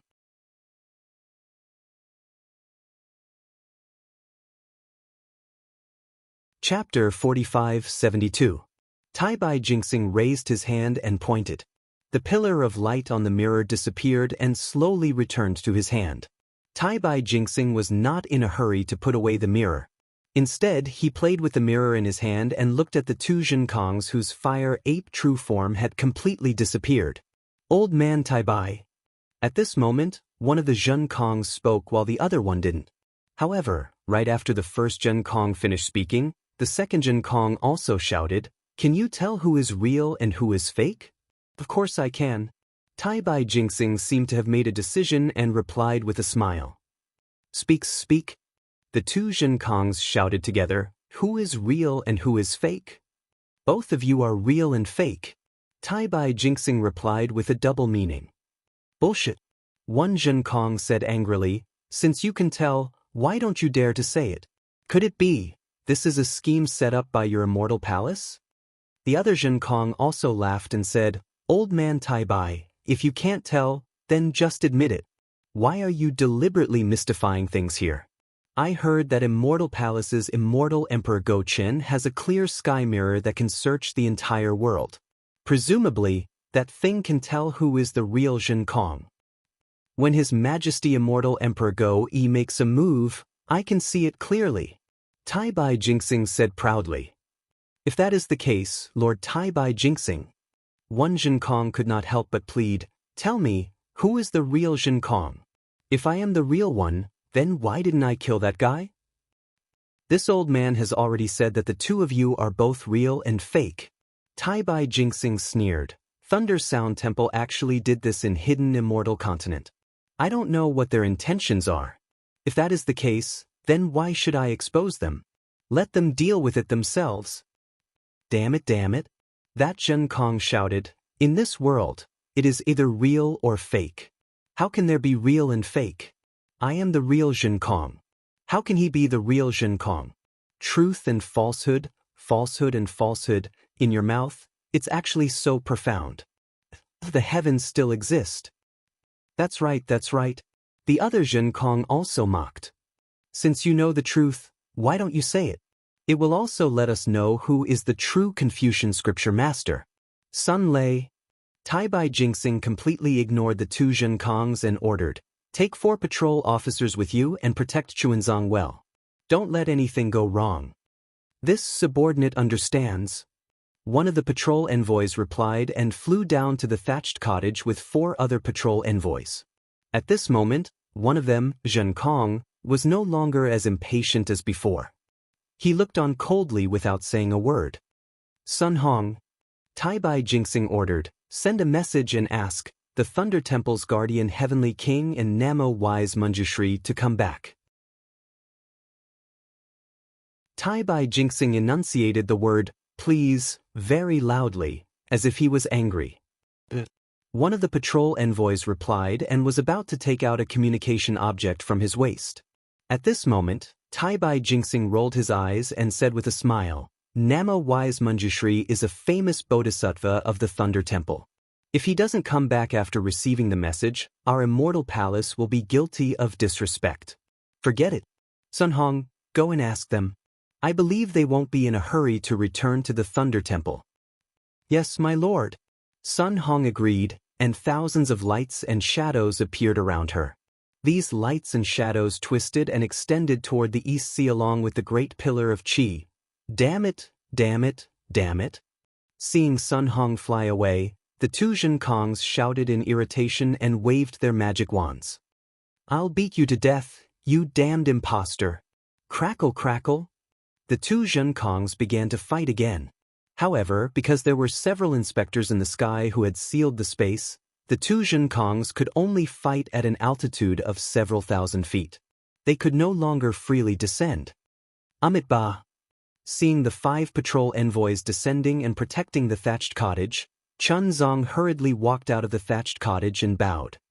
"This poor monk has something important to tell you." Sun Lei didn't dare to be negligent. He hurriedly descended and returned the greeting. "Master, are you hungry? I'll immediately ask the Earth Lord to bring some vegetarian food here." "Amitba, this poor monk is talking about the two Zhenkongs." Chunzong pulled Mao Chao and said, "This child can tell who is this poor monk's true disciple." "How is that possible?" Sun Lei was shocked. "These two fire apes look exactly the same and their divine abilities are also the same. Even I can't tell them apart. How can this little girl of the mortal realm tell them apart? Ba, I'm ashamed to say this. A bitter expression appeared on Chun Zhang's face. He said, "It's this poor monk's fault. My disciple Zhen Kong accidentally killed Mao Chao's parents in order to subdue demons and devils." Sigh, Ba. Sun Lei seemed to have understood and said softly, "The power of hatred is too strong. Master, please wait for a moment." After a while, Sun Lei returned and said softly, "Lord Taibai Jingxing already knows about this. Master, you don't have to care about this matter. We'll know in a while." Chun Zong was puzzled. However, he knew that he was just immortal. He put his palms together and said, Ba, then I'll have to trouble you, benefactors." Then, Chun Zong brought Mao Chao back to the thatched cottage and waited for the truth to come out. After about an hour, the two Zhenkongs were tired. Just as they were about to stop, a Buddhist light appeared in the distant sky and the sea. Amidst the chanting of sutras, a Buddhist cloud seemed to be moving slowly, but it flew quickly without leaving a trace. It appeared in front of everyone's eyes and immediately appeared in front of them. A mocking look appeared in Taibai Jingxing's eyes as he nodded slightly at the inspectors. As the inspectors nodded, they raised their hands and waved. Hundreds of inscription chains appeared and sealed off the space within a few thousand feet. No one could see what was going on inside. Then, Taibai Jingxing waved the horsetail whisk in his hand and teleported to the front. He raised his hand and saluted, "Greetings, Manjushri. We've only parted for a few hours. Now, I have to trouble Manjushri to come back. I'm really sorry." Manjushri smiled and hurriedly returned the salute. "Benefactor, you're too polite. We're all waiting for the Sutra of Nirvana to be completed successfully. It's nothing for me to fly back and forth a few times. I just don't know. Benefactor, do you have something important to say?" Saying this, Manjushri looked at the sealed space and was puzzled. Behind him, several heavenly guardians of the Buddhist sect also glared at the inspectors and finally fixed their eyes on Sun Hong. Sun Hong shrugged and flew to Taibai Jingxing's side. He only said that Taibai Jingxing had something important to say. He didn't mention anything about the two Zhenkongs. "Bodhisattva, you really don't know?" Taibai Jingxing smiled again and asked meaningfully. Manjushri shook his head. "I really don't know what you have to say. Please say it clearly." "Bodhisattva." Taibai Jingxing frowned and said unhappily, "The matter has already come to this point. Why are you still hiding it? I've already found something strange. If I say it out, Mahavarakana World Venerable's face will not look good." "Benefactor?" Manjushri was even more puzzled. He raised his hand and pointed at the sealed space. "I really don't understand. Is it the strange thing that Shizhen said?" "Indeed." Taibai Jingxing saw Manjushri's reaction and felt a little nervous. After answering, he asked tentatively, "Bodhisattva really doesn't know what's inside?" "I really don't know. Please enlighten me." Manjushri nodded and answered. But Taibai Jingxing smiled faintly and ordered, "Open the space and invite Manjushri Bodhisattva to take a look." Everyone nodded and waved their hands. All the inscription chains were withdrawn, revealing the two Zhenkongs in the space. Manjushri was shocked. "Why are there two Zhenkongs?" "Yes." Taibai Jingxing smiled. "There are two Zhenkongs. That's why I don't know which one to choose. I specially invite Manjushri Bodhisattva to guide me." "Bodhisattva, Bodhisattva." The two Zhenkongs immediately jumped out of the space and flew to Manjushri Bodhisattva. They bowed and said, "Zhenkongs greet Bodhisattva." Unfortunately, after saying one sentence, the two Zhenkongs shouted again, "I am the real Zhenkongs." "He is the fake Zhenkongs. You are the fake Zhenkongs. I am the real Zhenkongs." The other Zhenkongs shouted with the same voice. As he spoke, the two Zhenkongs roared and started fighting again. Manjushri Bodhisattva frowned and put his palms together. He asked, "Ba, benefactor, which one is the real Zhenkongs?" "I can't tell." Taibai Jingxing smiled. "Otherwise, I wouldn't have asked Bodhisattva to return. Benefactor, didn't you find something fishy? Manjushri Bodhisattva said unhappily. Fishy is fishy. The truth is the truth. Tai Bai Jingxing smiled and said, I can only find something fishy. As for the truth, I'm afraid only the Buddhist faction can find it. Hearing this, Manjushri Bodhisattva understood and said, Amitabha, benefactor, you are overthinking. There must be some misunderstanding. My Lei temple has always done things openly. It is impossible for us to do anything behind the scenes. Moreover, Chuanzang just brought his disciple back to the hidden immortal mainland. How could my Lei temple do something so obvious? This fake Shenkongs must be from the demon race. Although Manjushri Bodhisattva said firmly, Tai Bai Jingxing was still skeptical. He nodded and said, Bodhisattva, I can believe in the world venerable. But these two Shenkongs? Bodhisattva, please use your divine power and we will know.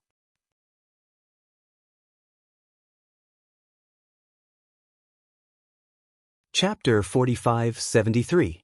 Amitabha. Manjushri nodded slightly and raised his hand without hesitation. Swoosh! A spot of Buddha's light appeared out of thin air and quickly spread below Manjushri. In the blink of an eye, it covered the space where the two Shenkongs were fighting. As the Buddha's light fell, countless Sanskrit chants were heard and the sky was covered. The Sanskrit chants were blocked and the Sanskrit chants fell into the ears of the two Shenkongs. It was so painful that the two Shenkongs threw away their magic wands and covered their ears with their hands. They rolled in the air in pain. Then, Manjushri raised his foot and stepped on the Buddha's light. In the ripples of the Buddha's light, there were countless phantoms. In the phantoms, there were heavenly dragons, Buddhist kingdoms, and thousands of men and women. The phantoms fell on the two Shenkongs and an indescribable color appeared. The color faded and disappeared in the Buddha's light. Only two black and white fire apes were left in the space. Amitabha. Manjushri was surprised. He looked at Tai Bai Jingxing and asked curiously, how is that possible? Are they really two fire apes that look exactly the same? Bodhisattva, you've underestimated the power of that monster. Tai Bai Jingxing smiled and said, if the ordinary heavenly feet could see through his true appearance, why did you send me here? These inspectors from the Immortal Palace could kill the fake Shenkongs. I understand. Manjushri already understood what Tai Bai Jingxing meant. He nodded and used his right hand to pinch flower-pinching finger. He pointed at the light behind his head. 2 drops of golden light flew out from the light. Behind the golden light, there were tens of thousands of strands of faith. Swoosh! The 2 drops of golden light fell slowly. Wherever they passed, the void collapsed. Countless Buddhist kingdoms were hidden in the Buddha's light. However, after the Buddha's light passed by, the Buddhist kingdoms were annihilated. Indescribable waves came out from the annihilation and fell on the 2 black and white fire apes. When the 2 drops of golden light fell, the 2 fire apes emitted Buddha's light again. It was so bright that even Tai Bai Jingxing couldn't see what was going on inside. However, Tai Bai Jingxing heard Manjushri exclaim, How? How is this possible? Amitabha. Along with Manjushri's scream, there were many strange phenomena in the sky. Flowers fell from the void, and countless chanting sounds came from the void. Rays of Buddha's light condensed into crystal objects as thick as a child's arm and fell into the light behind Manjushri's head. As the Buddha's light and flowers fell, Manjushri's golden body became bigger and bigger, and the light became more and more dazzling.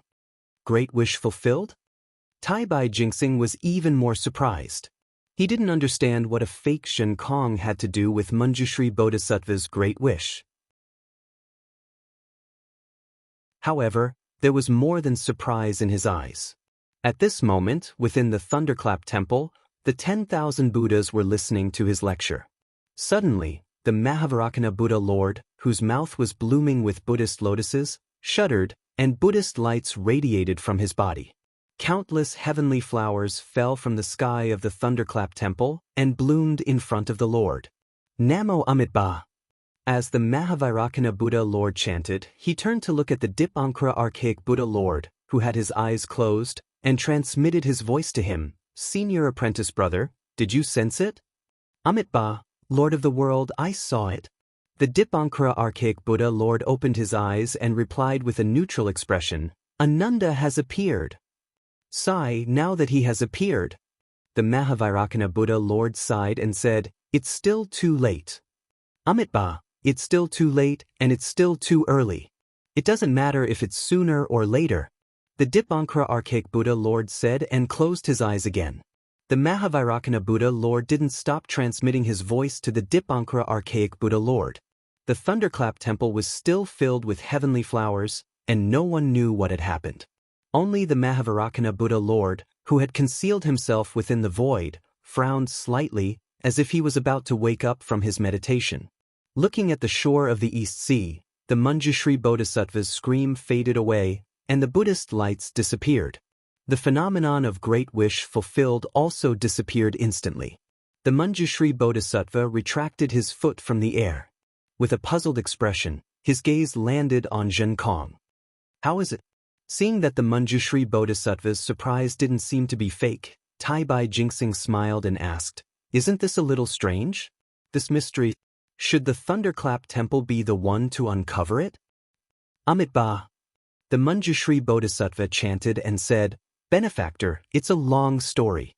However, I can swear on the name of Buddha that I don't know about this, and the Thunderclap Temple doesn't know about this either. Bodhisattva, what should we do? Tai Bai Jinxing pushed the decision to the Manjushri Bodhisattva. However, the Manjushri Bodhisattva didn't hesitate at all and said, I can't make the decision. I still have to return to the Thunderclap Temple and kowtow to the Mahavairakana Buddha Lord. No way. Tai Bai Jinxing was surprised. It's that serious. It's that serious. The Manjushri Bodhisattva affirmed. Bodhisattva. Before Tai Bai Jinxing could say anything, Zhen Kong shouted, with your abilities, you should know who's real and who's fake, right? The Manjushri Bodhisattva was a little troubled. After a while he replied, Amitabha, real is fake is real. When real is fake, the fake is real. Although I can see through it, I can't see through it. What can I do? Bullshit. This Zhen Kong scolded, one is an important minister of the Immortal Palace, the other is a bodhisattva of the Buddhist sect. Both of them can see who's real and who's fake. However, neither of them dares to admit it. One of them says real is fake is real. The other says real is fake is real. Then you tell me who's real and who's fake. That's right. Tai Bai Jinxing nodded and said, real is fake is real. The Manjushri Bodhisattva also shook his head and said, you are wrong. Real is fake is real. Heavens! At this moment, Zhen Kong still didn't dare to call him master. He could only throw himself into the air and cried with tears streaming down his face, in this world, what kind of justice is there? Even the Immortal and Buddhist sects don't dare to say the truth. I really don't know. In this world, how can there be such a clear distinction between black and white? Seeing Zhen Kong, the Manjushri Bodhisattva felt much better. He chanted and said, Amitabha, Zhen Kong, there is no need for you to say any more. When we reach the Lei Temple, the truth will naturally be revealed. That's right, you fake.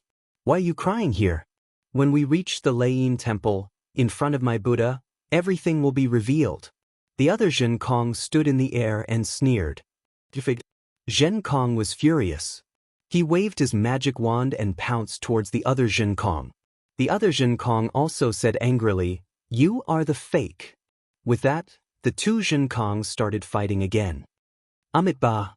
The Manjushri Bodhisattva chanted and waved his kasaya, capturing the two Zhen Kongs in the air. He turned his head and said to Tai Bai Jinxing, I will have to trouble Benefactor to stay here. I will be back soon. Take care, take care. Tai Bai Jinxing knew the importance of this matter. He cupped his hands and said, with this old man here to protect Chuanzong, nothing will happen. Just as he said that, woo-woo, a gust of evil wind blew. In the East Sea, a huge pig demon flew out from the sea and flew towards them. This pig demon was naturally Xianxia. He scanned with his essence will and immediately realized that something was wrong. He blocked the Manjushri Bodhisattva and the other heavenly guardians. He shouted, Isn't this Manjushri Bodhisattva? Why do you have the time to come here from the Lain temple? Could it be that you saw that we have been working hard in the sutra-seeking state of bliss and wanted to invite us to have a vegetarian meal? Amitabha. Facing Xianxia, who was stronger than him, the Manjushri Bodhisattva stopped. He clasped his hands together and said, "The sutra-seeking state of bliss is in trouble. I am here to subdue this demon. This demon is of great importance. I cannot make the decision. I can only bring them back to the Lain temple and ask Mahavairakana of the world to personally issue a Buddhist decree." Damn it. Hearing that the sutra-seeking state of bliss was in trouble, Xianxia immediately jumped up and said, "Who did this? 3 monster kings just came. I fought them off with great difficulty. I chased them for several days to find out their background, but they still ran away. I didn't expect that they would create a diversion. Oh, by the way, Bodhisattva, how is my master?" "Xuanzang is fine." Manjushri Bodhisattva didn't dare to say more as he was afraid that Xianxia would cause trouble. He said hurriedly, "He is now under the protection of Taibai Jinxing, the inspector and the 4 seasons meritorious ministers of the Immortal Palace. He is very safe. I won't talk more with you. Go and protect Xuanzang now." "Yes, Bodhisattva." Seeing that the Manjushri Bodhisattva was anxious, Xianxia didn't dare to say more. He bowed and watched the Manjushri Bodhisattva leave. However, after flying for a few miles, Xianxia suddenly shouted, "Bodhisattva, tell Mahavairakana of the world not to cause any trouble. Fighting and killing every day. You don't look like a monk at all." Manjushri Bodhisattva's body swayed in the air. He said a few words to the Guardian King and then turned into Buddha's light and left. When the Manjushri Bodhisattva couldn't see him anymore, Xianxia stuck out his tongue and shouted, "Oh my! What happened?" Even the Manjushri Bodhisattva came. "I have to go and take a look. I don't want my master to know that I sneaked out to sleep." When Xianxia came back, the inspector and the 4 seasons meritorious ministers were relieved and didn't dare to stop him. After Xianxia greeted Taibai Jinxing, they put him into the thatched cottage. Seeing that Zhen Han and the dragon horse Zhenfeng were outside the thatched cottage and that Cao Cao and Xuanzang were inside the cottage, Xianxia was immediately angry and shouted, "Master, where did that damn fire ape go? I was just chasing after the 3 demon kings. How dare he neglect his duty and cause Master to suffer such a great fright?" You're tuning in to the Wang Lin's Journey YouTube channel. Don't forget to subscribe and join us on this journey to catch the most captivating stories.